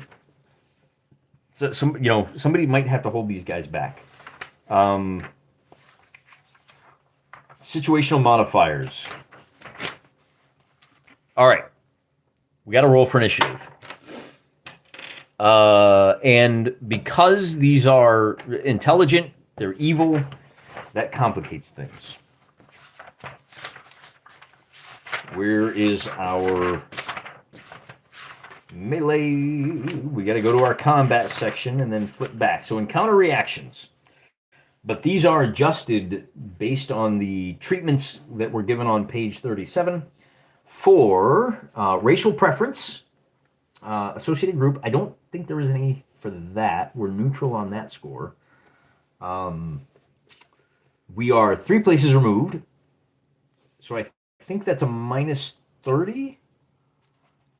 No, it's actually worse than that. Because they are lawful evil. Let me double check. That's Death Notes. Romic Zodin is this direction. It's actually the very... These are, let's see, they worship Idaral. Romic Zodin is... I used a couple of online translators. If you look it up on... if you look up Romic Zodin using the Bay 12 Dwarf Fortress translation... Romic Zodin means longhouse. So these guys, maybe they're trying to escape the longhouse. Typical patrol is a leader plus D8 plus 1 dwarfs, which we identified. But I think we need to go to our dwarf party. They are all lawful evil. Okay, that helps. If you're lawful evil versus lawful good. All right, we're at a... Well, let's see. Alignment factors... I think that means we're at plus 10, plus 5? There's a difference of 10 there. We don't have any of these other ones. Forsworn, Oathbreaker, Risk Life. None of that applies. Each hit die alive or dead, friendly versus enemy. Each henchman present, liege present. None of this stuff really applies. I think it's just going to be a roll. Okay, so we got 2 things we have to factor in. The waffle evil. Yeah, we need to, I'm telling you guys, the other thing we need to do, our next dungeon, we need to have it the Waffle House dungeon, because if you name it the Waffle House dungeon, it's going to be nothing but bloody combat the whole time.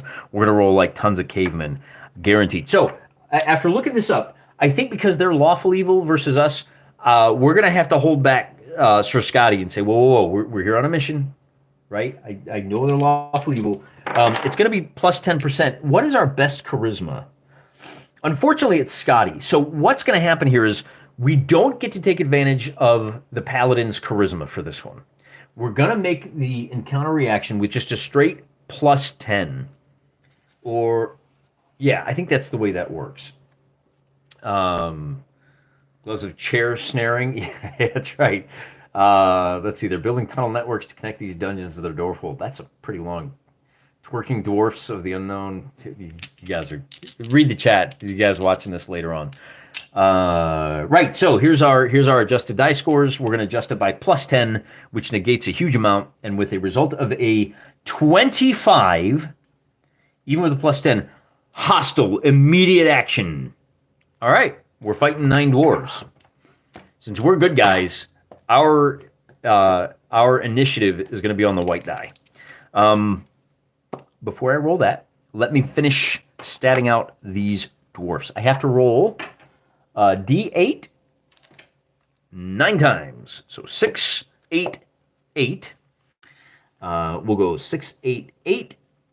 Actually, let's roll 5 times, 5 and 3. So this is our 5 guys with axe and hammer.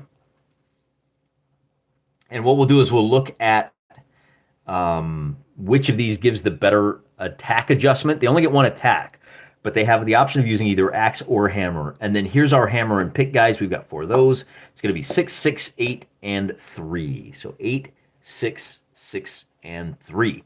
Then we wade into combat. I hate this part. One of the reasons I hate this part is, I'm going to look ahead here real quick. Dwarves have treasure type S. Wait, is that per... What is treasure type S? That means they have 2 to 8 potions? What? Oh, that's size S. What am I talking about? Size small. Treasure type. Individuals have M times 5, And M times 5 is going to be, each of these guys is going to have, I'll just put a little note here, 2d4 times 5 gold pieces. All right. That might be getting a little bit ahead of ourselves. But the reason I did that, I want to show you, with 9 guys that we're fighting, even if we win this battle, the most we can hope for is like 300 gold pieces. Man, that is chump change. I don't like that at all. And there's no chance of magic weapons. But we're going to do it. We could use the experience points. We could use the experience, and we haven't done combat in a while. So the first thing we have to do is check for, as I said, no surprise. Hey, I had breakfast at Waffle House not too long ago and didn't get into a fight. Oh, humble brag. It's true. I'm a big fan of Waffle House. I've eaten there. You know, it's got the reputation, but it's all about the neighborhood. Isn't that the case? So, as I was saying, this is our initiative roll. The white die is for our heroes. The black die is for the dwarves. Who gets to attack first? 6 and 6. You boy! This is what I love. We are tied, and that means we go to weapon length, which means a little bit more look up and a little bit more book control. So we got to figure out our length. And now, just to declare, Skippy is circling around behind. We've only got 6 attacks on our side. The corridor is 40 feet wide, so we can go like full, like offensive line on offensive line. The dwarves saw us from a mile away, and they came charging in. Bruh, we just got done. We hear them yelling, and that's why we're tied, which means we go to weapon length. And these axes are, you know, it doesn't say whether they're battle axes or hand axes. That makes a big difference. I'm going to roll for all of them. On a 1, 2, 3, they are, oh no, you know what? They have to be hand axes, right? Because battle axes are two-handed weapons. So the hand axes are all length of 1.5. So that's 1.5 feet. The hammers, again, are going to be they're not Lucerne hammers. They're war hammers, but they're not listed. Where are those listed? FGH. The only hammer I see listed, oh, just a straight hammer, are 1.5. And what about the pick? That's going to be a footman's pick, which is, well, wait a minute. Would it be a footman's pick? I think it's going to be a horseman's pick because they're dual wielding hammers and picks, which means the picks have a length of 2.0 feet. Correct me if I'm wrong. Weapon length determines who attacks first when the initiative is tied. And all of our guys, now so what that means is our guys that have weapons, they're fighting with long swords. The footman's flail has a length of flail footman's 4 feet. Yep. So everybody's got long swords, except for our footman's flail. Well, and of course the two-handed sword, which is crazy long. So our let's see. Yeah, weapon speed and length are correlated. So weapon speed comes next. The only time that's going to come into play, I don't think it is, to be honest with you. Oh, hold on. Now you guys have me confused. When initiative is tied, do you go with weapon speed or do you go with weapon length? That is going to make a difference because the axes, those hand axes, have a weapon speed factor of 4, but they're short. Whereas a long sword has a weapon speed of 5, but it's long. So this does make a big difference as far as who attacks first. And the good news is we can look this up. And the more you look it up, the less you have to look it up. Everybody has, well, length for charge. You know what I do need to do? Thank you, Macho Mandolf. You're like a whisker ahead of me, man. I do not want to go up against you in Jeopardy because I know all the answers, but I'm a little too slow on the buzzer. How far away are these guys? Because they may be able to get off. They may be able to chuck those hand axes at us. We do have plenty of guys with short bows. We might be able to get a full round of missile combat off. So encounter distance in the dungeon is, well, there's no surprise, so that doesn't factor in. Encounter reactions, line of sight.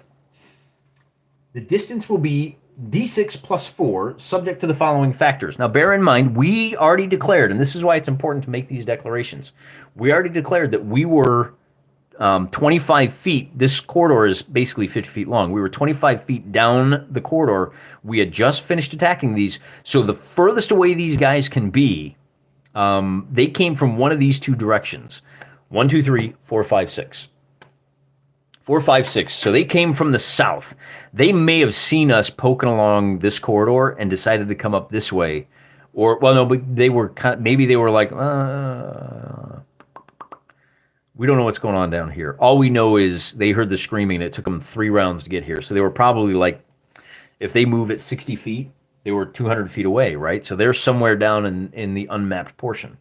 They get to us just as we are there. And honestly, at D6 plus 4, whatever we roll, 6, it doesn't matter because the furthest away they can be is right here. Well, the dwarves,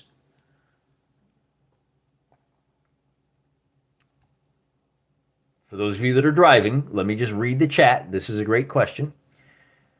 Dundermoose says, I missed the charge. Well, we're not sure about that. In close quarters fighting, I vote speed factor over weapon length. All right, so Dundermoose says, Fluid's right. If the dwarves declared charge, that trumps initiative, so weapon length takes it. We just got done. The dwarves screamed. They had the extremely negative reaction, and they rushed in. But here's the big question, Dundermoose. Did they declare a charge, or did they merely advance? And the difference here is, if they charged, they get the attack. If they just advanced, then we get the attack. Actually, I guess it doesn't really matter. So there's two conditions now, because we braced for charge. If they declared charge, then it goes to weapon length, and we get to attack first. If they declared for advancing without the charge bonus, then it goes to, they don't attack this turn at all. They're just getting stuck into melee, and we get to attack first. So playing as smart as we can, it makes more sense for the dwarves to charge, eat the first 3 attacks, and then if they're charging, it ain't close. If they're charging, it ain't close quarter fight. They started 25 to 30 feet away. And that means that we can brace for the impact, and we get the first attack, but they're at +2. Any survivors are going to be at +2 on the counter attack.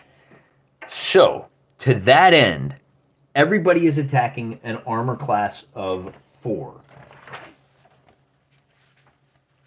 And we do need to check the armor class adjustments. So we've got to the point that factors in, and I need to, boy, I wish that was in the back of the player's handbook. That would have been a good one, Gary. Maybe that's why nobody used this. If you would put this, Mr. Gygax, if you would put the armor class adjustment someplace a little more sensible.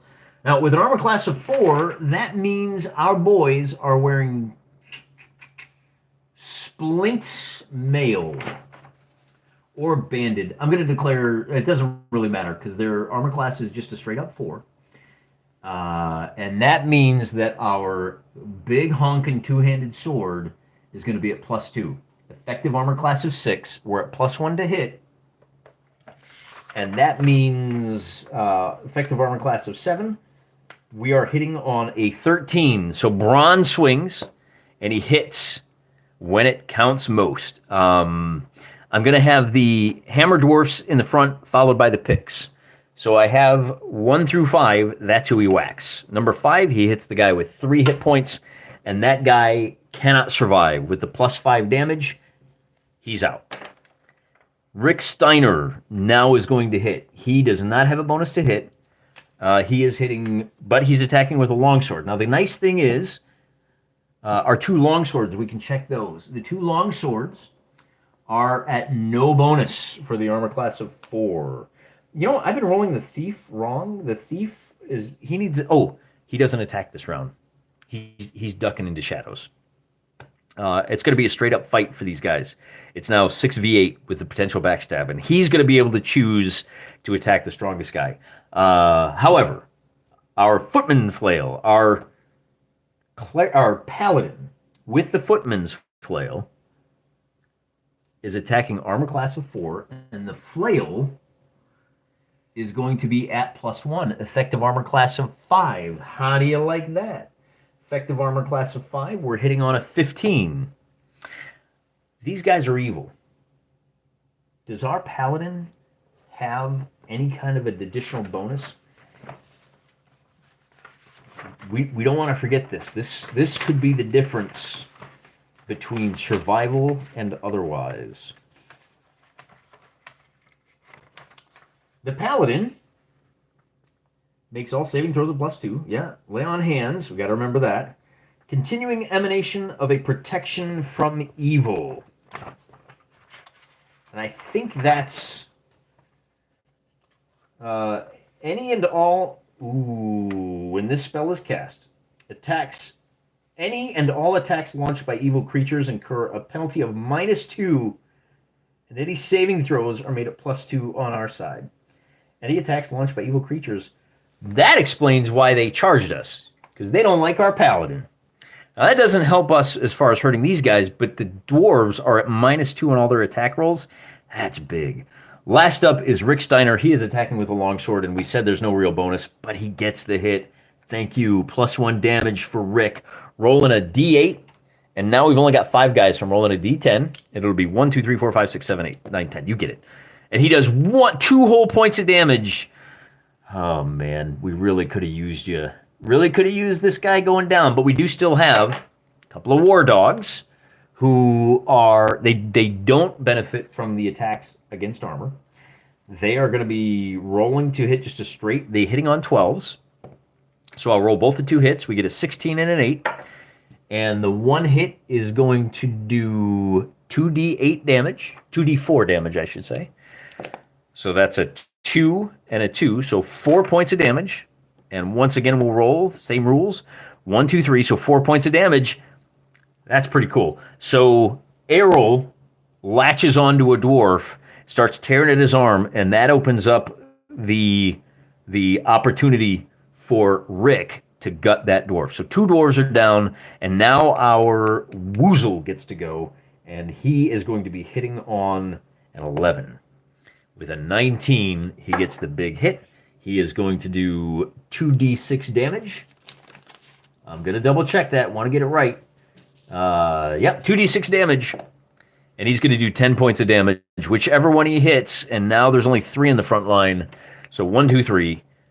1, 2. That's going to take this guy out. So both of the big boys are left. Man, we could have used knocking out an 8. That's the good news. The bad news is we now have 2, 4, 6 of these. Wow, we killed 3 of them already. That's pretty good in that first round. Now we have to roll 6 counterattacks. And I'm going to roll all of the attacks. And then I'm going to roll for who they hit. And then I'll roll damage. Because again, remember, they're all doing D8 damage. These dwarves are at +2 for the charge. They're at -2 for the protection from evil. So it's going to be a straight 2 hit with... And I guess I'll roll the 2 axes first. You know what? Let's just... Oh, we got hammers.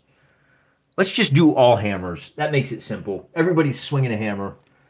And so for the hammer, we're going to have... you want to use... I think you want to use that hammer too. It's only going to be +1 against armor class 3 and 5, which I don't think any of our guys have. It's going to be +1 against brawn, and that's it. So we need to know who they're attacking, I guess. And we're going to limit it to 2 attacks first. We've got, as I said, 1, 2, 3, 4, 5, 6. You know what? Let's just roll for 1 attack against each of our primary combatants. Against brawn, that 1 hit die creature is going to be treating his armor class of...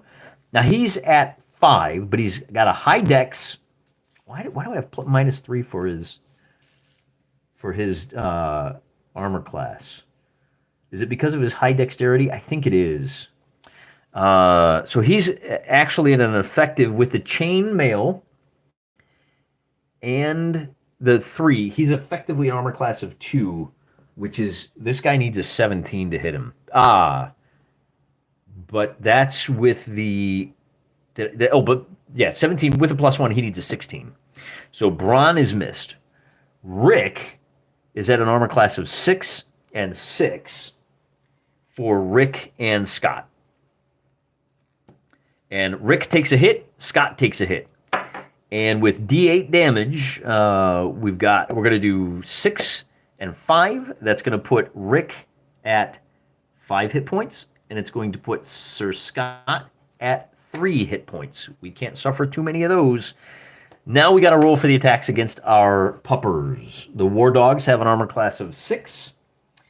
They're wearing studded leather, actually, so maybe there is a chance. Armor class of 6 with the hammers means big money, no whammies, no adjustment. They're going to be straight rolls against armor class of 6. They're going to be hitting on 13s. And so that's 13 for Errol and for Tommy. So Tommy takes a hit for 5 points of damage, knocking him down to 5 hit points. And then we have to roll against the armor class of 6 for the weasel.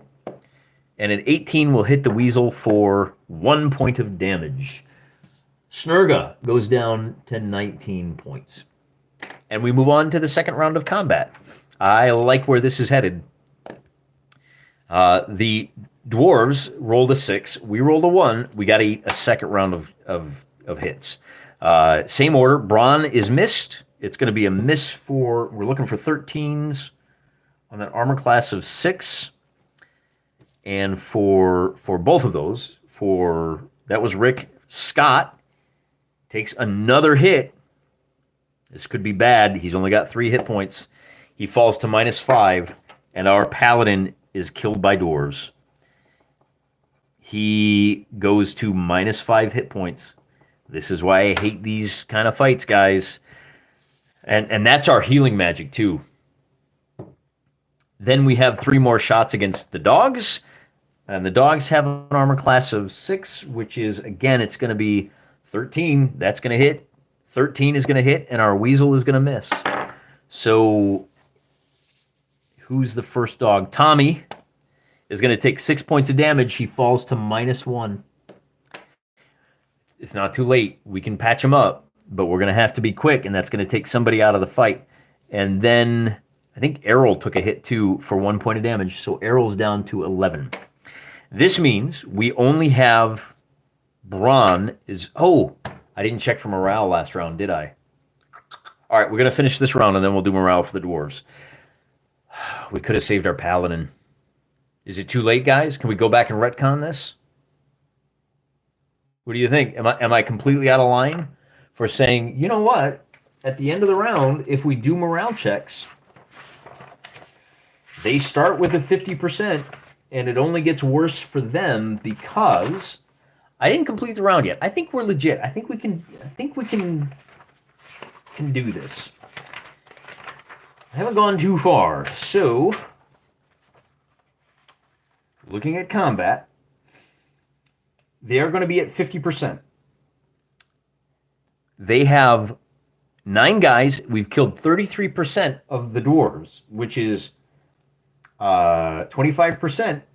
As soon as that third guy died, as a matter of fact, we should have checked at plus 5%. So it's 55% chance that they fail. For each, now none of the enemies have deserted or slain. Each friend killed, so that's another 30%. We're up to 85% chance they fail. 95% because they took casualties without receiving any. 95% chance. That's it. No bonuses. We got to roll for each of these guys. So for the big boy, I'm so glad I remembered this. Oh, there's a chance. So you're saying there's a chance that he was at 3 hit points. Okay. Let me just erase something here real quick. Okay, he's fine, and then we're going to keep the results of this turn. If they don't run, so number 8, 63, he hoofs it. 71, he hoofs it. 8, he hoofs it. 6, 20, he hoofs it. 6, 92, and 3, 41. So they all hoof it, which gives us 1 extra attack. Oh, guys, do you think I'm cheap for doing this? Or is it more important to get it right? What do you think? Hammer time. We've been playing the Paladin, Aura Effects, Goblins, and such evil races. Not sure about dwarves that happen to be evil. Oh, evil races? Well, I mean, it's a fair point. These come from an evil race of dwarves, don't they? 3 down, 6 flee. As they turn to flee, we can make attacks against them. So now I'm going to roll our attack. So I've negated... I would have stuck with, if they had stuck around, if even half of them had stuck around, I would have allowed those hits to continue. As it stands, we're still fairly badly beat up, but we do get to make, Braun gets to attack, and he hits one of these dwarves. It's going to be one of these guys with 8 hit points. 1, 2, 3 for the top one. It's going to be the bottom one, and he's going to roll a d10 plus 5. So he kills another one straight up. And then Rick is going to attack that last one, and he gets a hit with his longsword, d8 plus 1. On a 7, he kills the guy running from him. Then our paladin says, I cast Smite. Okay, attacking in the back. That is going to be... He might actually hit with that result of an 11. Because... Does he have with the longsword, does he get the plus 1? I don't think he does. We've driven him off. It's just a question of thinning the numbers. Hey, look, the dwarves ran away. Relatable. Not relatable. I mean, typical. We've seen this before, haven't we? All right, so fighters. 1 to 2. Oh, we're going to give him a chance to get it off. To get off the backstab this time around. So the dwarves are armor class 4, which is normally a 16. He doesn't have any of the bonuses. That's going to be... Yeah, it's going to be a miss. Yeah, sorry there, Scotty. Skippy gets... He's circled around. This is the next round. As they run by, he takes a swing, and with a 7, he misses. We still call him Skippy. Sorry, guy. Doesn't count. And then our weasel, remember, killed the guy on the first round, so he has to make that 2 hit. And with an 11, he will hit an armor class of 5, which is good. So now we only have 4 guys to roll for, and I'll roll a d4. He's going to hit the guy with 8, and he does a total of 6 damage, and he locks on, and on the next turn, he's going to drag that guy down. So we're going to cross him off as well. With that auto hit, now we have 2 doggos who are going to get a hit and a hit. And with 1, 2, 3, 1, 2, 3, 4, 5, 6. They're going to hit the middle guy and the bottom guy. The middle guy is going to do 3 plus 4 is 7. So we kill him. And the bottom guy, with only 3 hit points, is going to take 3, 4 hit points. So we managed to bring down all but one of them is going to run back to Romex Zodin. And I think all dwarves are going to attack us on sight. But the reason that that's important is by taking out 5, 6, 7, 8 of these guys, we get to loot their corpses. And as I said at the beginning, so we do get XP for 9 dwarves, 9 one-hit die creatures, which is not great. But we get to roll 18 d4 and multiply that number by 20. Instead, I'm going to roll, well, let's see, 8, what's the difference here? I got to roll d4 18 times? What are you going to do? Them's the breaks, guys. Or would I be out of line by just saying, you know what, the average result here is going to be 7 times 5. For each of these guys, we'll have 35 gold pieces. And if I multiply that by the 8 that we killed, we're going to wind up with 280 gold pieces. Am I way out of line for taking the average? Because we're already an hour and 45 minutes in here. Holy cow, the dwarves lost more men fleeing than they did fighting. Historically accurate. These come from Wargame rules. That's the way it works. The first guy that breaks and runs, cascading effect, they all go down. So the good news is we've got 280 gold pieces. This will be fine. But the bad news is it is the 6th turn. See, I put a little notch here. A little notch on the paper. Turn number 6.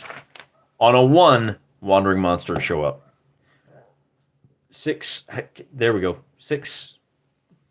It likes my sleeve really good. It's a 6. Take my word for it. Okay, so no wandering monsters. We take this opportunity to rest, recover, and then we go and okay, before we go any further, Sir Scott Steiner is going to lay on hands. Don't forget the gear is treasure too. Yeah, if we want to deal with all of that, well, we've got a lot of,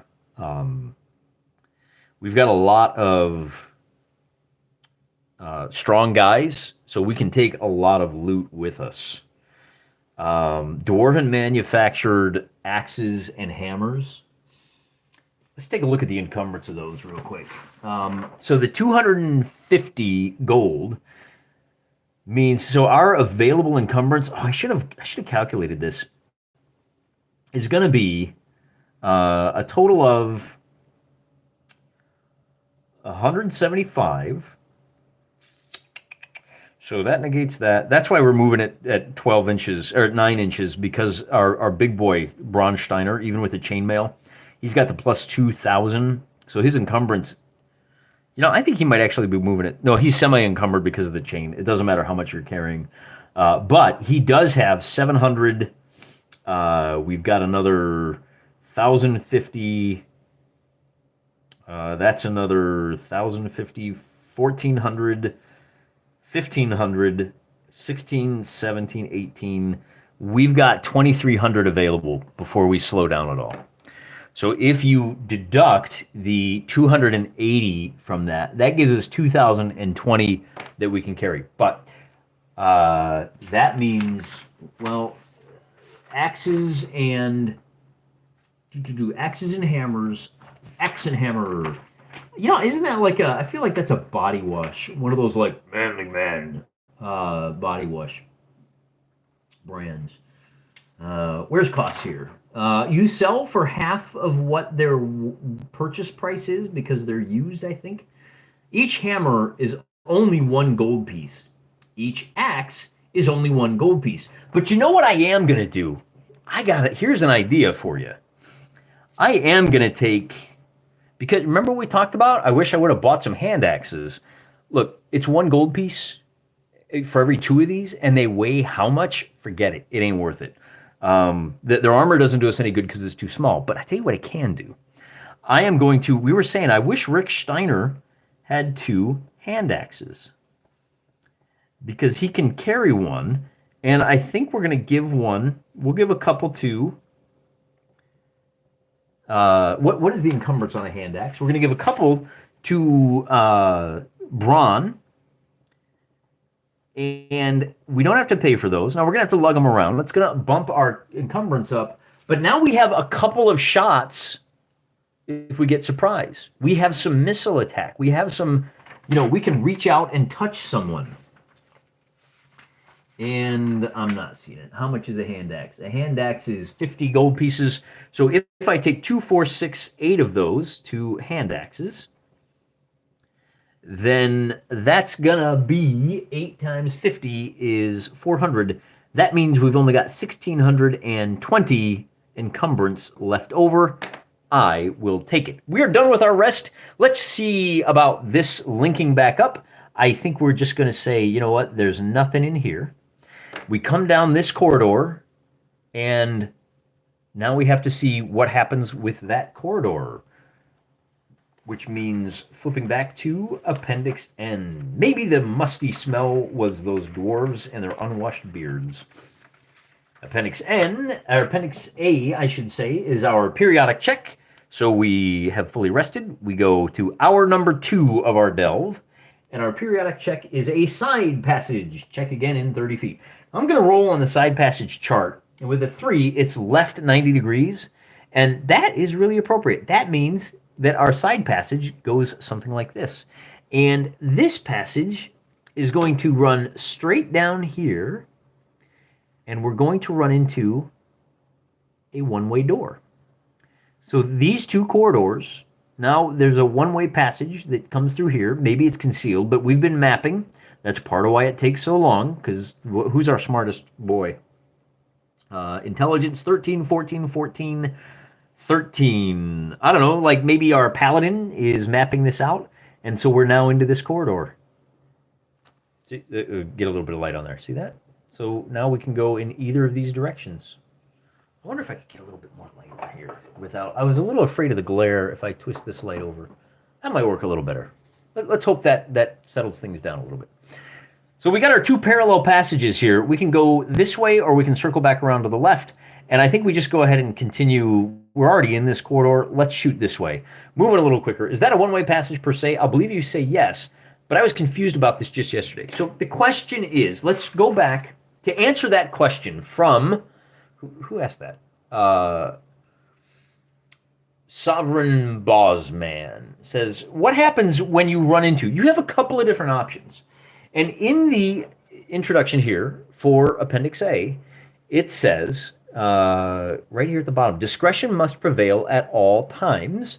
For example, if you've decided a level is one piece of paper in size, which we've done, and the die result calls for something beyond an edge, just amend the result by rolling until you obtain something that will fit within your predetermined limits. If a room won't fit, a smaller one must serve. And any room or chamber which is called for can be drawn to suit whatever you believe to be its best positioning. So the difficulty that we run into is when you have a situation that your map has crawled back around on itself, you have several possibilities. One, I've already declared that this corridor continues with no break. So I can either make this a concealed door that is only passable in one direction. I don't know whether it's illusion or, it's flush with the wall and you got to push it to open it. Like there's no way to pull it. Doesn't really matter as far as we're concerned. What we do know is that this corridor comes 30 feet down and stops right there. Now, as we saw, discretion must prevail. So you might decide in this same situation, in fact, let's do that. There are two possibilities. One is what I just erased, what I already did. The other possibility is that our corridor turns to the right. And the dice will tell us. On a 1, 2, 3, it turns to the right. On a 4, 5, 6, it continues straight, and we've got that one-way door. So on a 1, 2, 3, it turns to the right. So for asking that question, you have now influenced, and it goes 30 feet.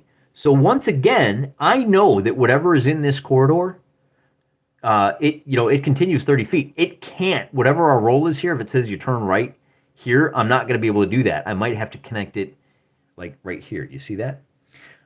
Fair enough. I was looking at table VD's footnote, but that felt weird because but that felt weird because you might see a one-way door in the opposite direction. The corridor could slope down and underneath the other corridor. So it could. That's a fair, discretion must prevail. I don't, because stairs and passage slopes down are random events on this greater system, and I only really let those happen when I roll for them. Let's take a look at that exit location. If a passage or door, this is what I was thinking about. Good call. If a passage or door is indicated in a wall where the space beyond the door has already been mapped, the exit is either a secret door, one-way door, or it is in the opposite direction. If a passage or door is indicated, but that's here. What do you do over here? And I think this is a pretty good rule of thumb. Why don't we do that? We'll roll the D20. That's even better. Because and on a 17, that result is the exit is a secret door or a one-way door, or it is in the opposite direction.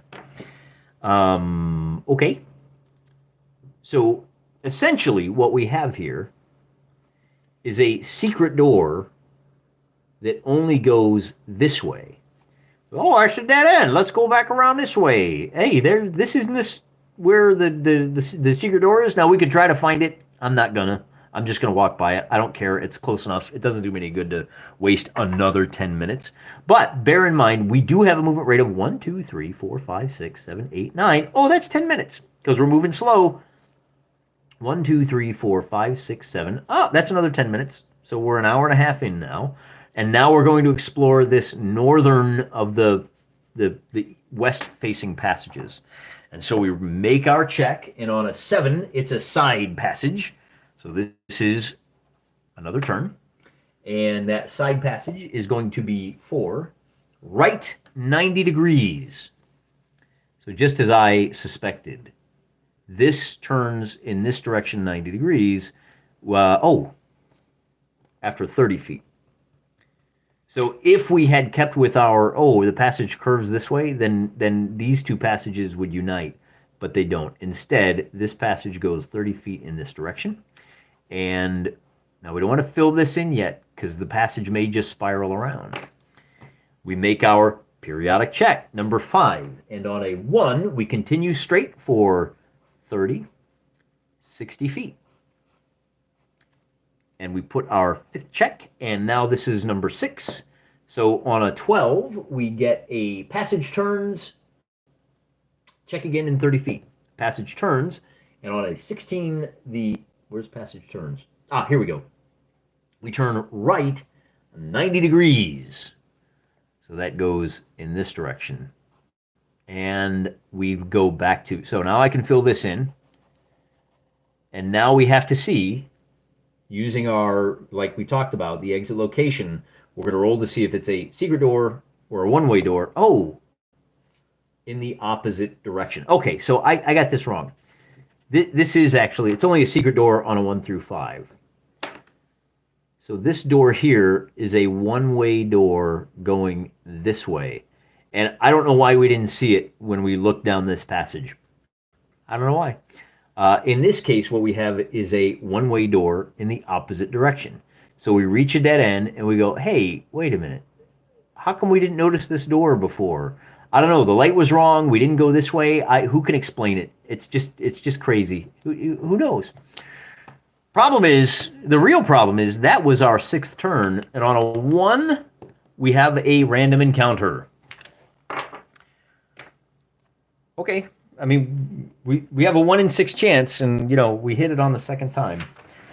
Random encounter means we got to find out which level we roll on, and a 13 means we at least roll on the level 1 encounter chart. And a 27 means we run into halflings.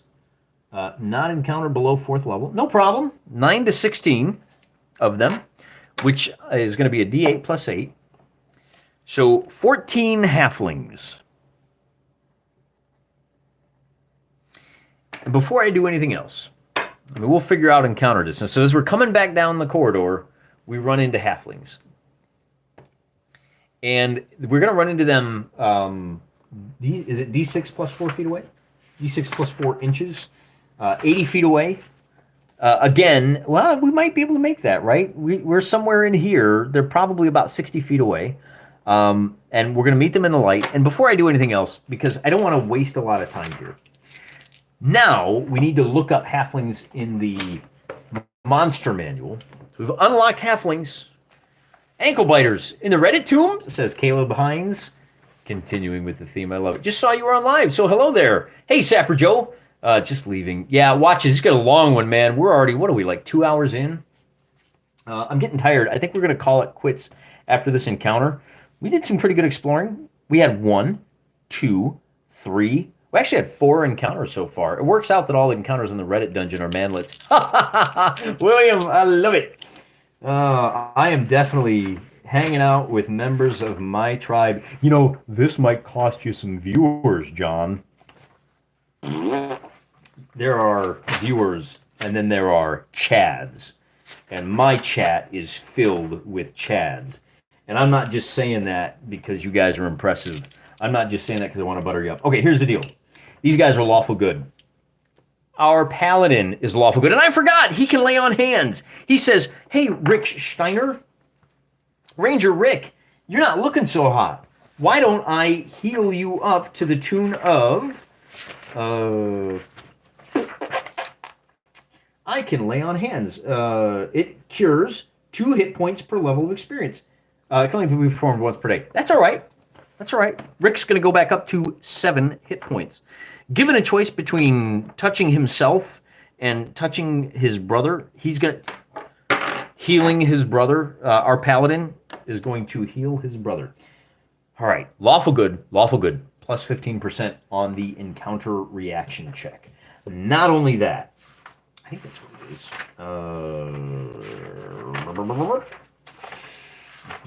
is. Morale, where are you, morale? I would dog-ear the important pages, but they're all important. Time to recruit some halflings. All corridors in the dungeon are 5 feet tall. Yeah, them halflings are farming community karma. Right. Base score, that's grappling. That doesn't do me any good.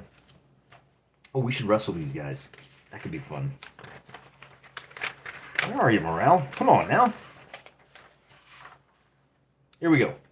Oh, not more. Yeah, encounter checks. There's our morale. There's morale, but I want reaction checks. Here we go. Reaction checks adjusted for lawful good versus lawful good. I think we're at plus 15%. In addition to our charisma of 17, which is big.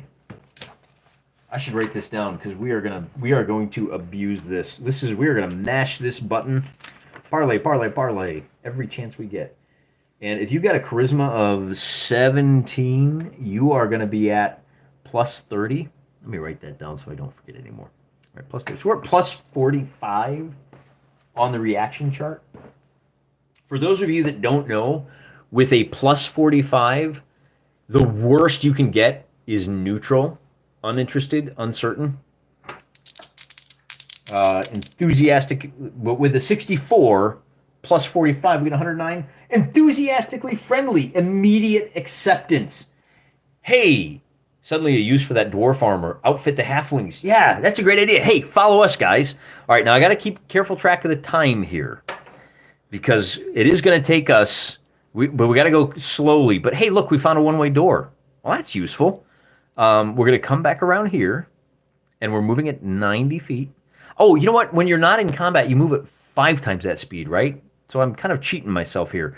We're going to get back here. We're going to say, help yourselves out, guys. So our 14 halflings. All right, now what does this mean? What do we unlock? We talk to the guys and say, hey, now normally in a friendly encounter like this, we go with a mapping here. Instead, we say, hey, you guys have a village nearby, right? You guys aren't just out here wandering at random. Tell us where your village is. And that's going to be our reward. And it's going to be a scout. And they say, oh, yeah, no problem, bros. Thanks for the free, weapons and armor and stuff. We can hem it. And maybe that's the style this year, is wearing baggy armor. Okay. So what I'm going to do to find out where the halfling village is, see, this is where we are now. And they're going to be 1, 2, 3, 4, 5, 6. This is the direction of the halfling village. 1. So it's due north. It's going to be 1, 2, 3, 4, 5, 6. Actually, let's do 1, 2, 3, 4, 5, 6. I like that better. So, right? So on a 1, it's really close. On a 2 or a 3, it's 8 miles away. And otherwise, it's in this hex. So on a 3, so here is our halfling village.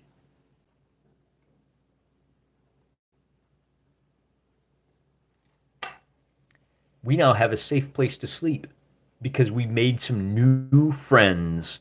And we have a new faction that we can enter into the lists if we so desire.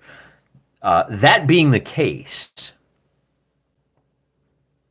we are enthusiastic friends of these guys. Okay, so here's what we're going to do. We're going to wrap up the day. I know it's early, but we got plenty of loot. These guys are now kitted out and armored. Let's go up to the halfling village and call it quits. Because we are in a safe zone, the differences between OD&D and AD&D really bust me up at times. The OD&D movement is twice movement and 5 times of moving quickly, but less certainly. It might only be 3 times. I can't remember, but it does. As long as it's more than twice, we're good. We're gonna be able to hoof it and leg it out. I mean, like I said, we're moving 9 squares per turn, and in this dungeon, so that means in 1 turn. And we've got like 5 turns to get out before we encounter a random monster. Right, so we're up here. So 9, 18, we're good. We're going to get out. No, it's 5 times. Oh, thank you, Sovereign. We're going to be able to get out, and we're going to be able to get to this village long before night falls and it gets cold. And we're going to have to be fair, we're going to have to pay for their hospitality.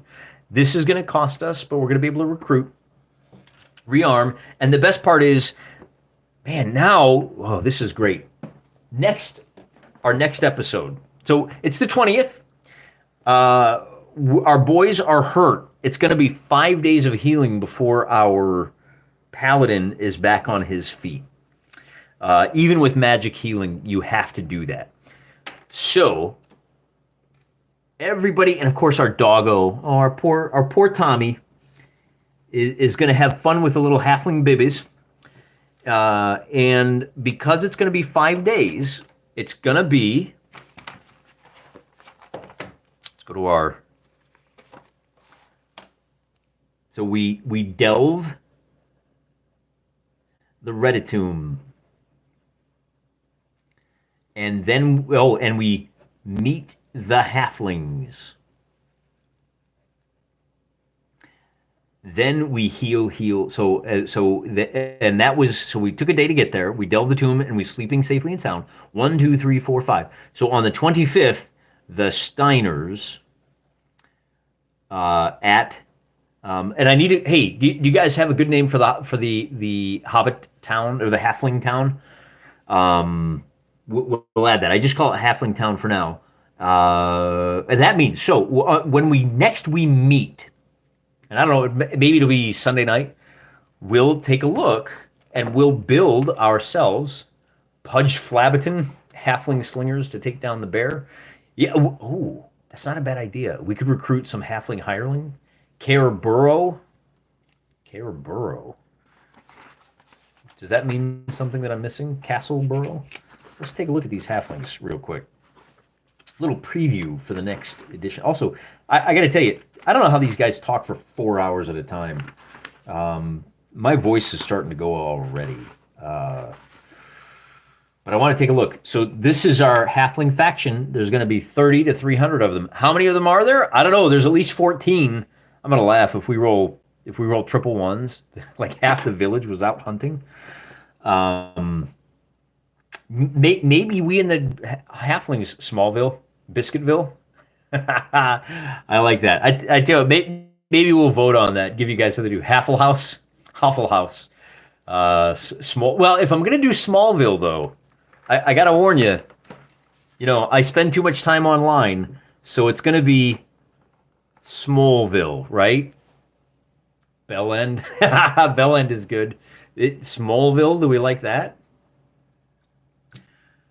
Maybe we vote on it. I'll throw up a poll when we're done here. Take a look for that in the next day or two. Let me write those down. Smallville, Bell End. These guys were delving Hobbit the Reditum. So they what's the saying? Real knows real. Hammer Toe Town. All right, better than Camel Toe. I like Muffin Top. I only get 4. We're going to do Muffin Top, or I like Halflehouse. That's really good, because that will keep with our... Of course, if it's Halflehouse, then in order to stay, you got to fight to earn your keep, right? Worcestershire. Oh, that was good, Brian. Here's our 4. So keep an eye out for the poll. I'll throw that up later. I got to go work out, guys. It is late. I'm on the East Coast, so it's dinner time. It's all of my times are still on the. I think it's like 7:30, Mr. Fuzzyfoot. And then the other thing we'll do is when we go back to in our next episode. Like I said, we're gonna figure out what the halfling faction looks like. We already know they're enthusiastically friendly. So we will be able to recruit some halfling hirelings to come with us. But I think then there's another interesting opportunity for some solo role play here where the halflings say, we have a big problem with wolves here. Maybe you saw the sign on the road, Wolflands. Maybe the halflings come with us. Maybe we do a wolf hunt. And if we are able to recruit those guys, then maybe what we wind up with is a halfling village that now we might not be able to drag, depending on how big they are, we won't be able to drag a lot of them out of the village, but they'll be grateful that we went full. Oh God, what was the guy's name? Took, the old Took, and drove the wolves out of the scrubland. God, thanks for coming along, guys. I tell you, this would have been fun if I was just sitting here kind of muttering to myself, and I would have been like, "Oh, the Redditors," and then I'd been so caught up in the rules that I would have forgot how much fun we can have, and faction play in real life, right? Hey, Macho, thanks for coming along. Pounce, Dundermoose, Martin Meltzer is here. Hey, Martin, how you doing, guy? Good to see you, Charles. We'll see. Maybe we'll have a Goblin Hobbit war, and if we still have enough time in here, if I do, I'm going to be doing regular videos Monday, Wednesday, and Friday for a while. Maybe on Tuesday we can figure out, Sunday maybe we'll do some polls. We can figure out what the evil dwarves are up to. Have some fun with the goblins. You know the drill. Hey, until next time, I'm praying for you.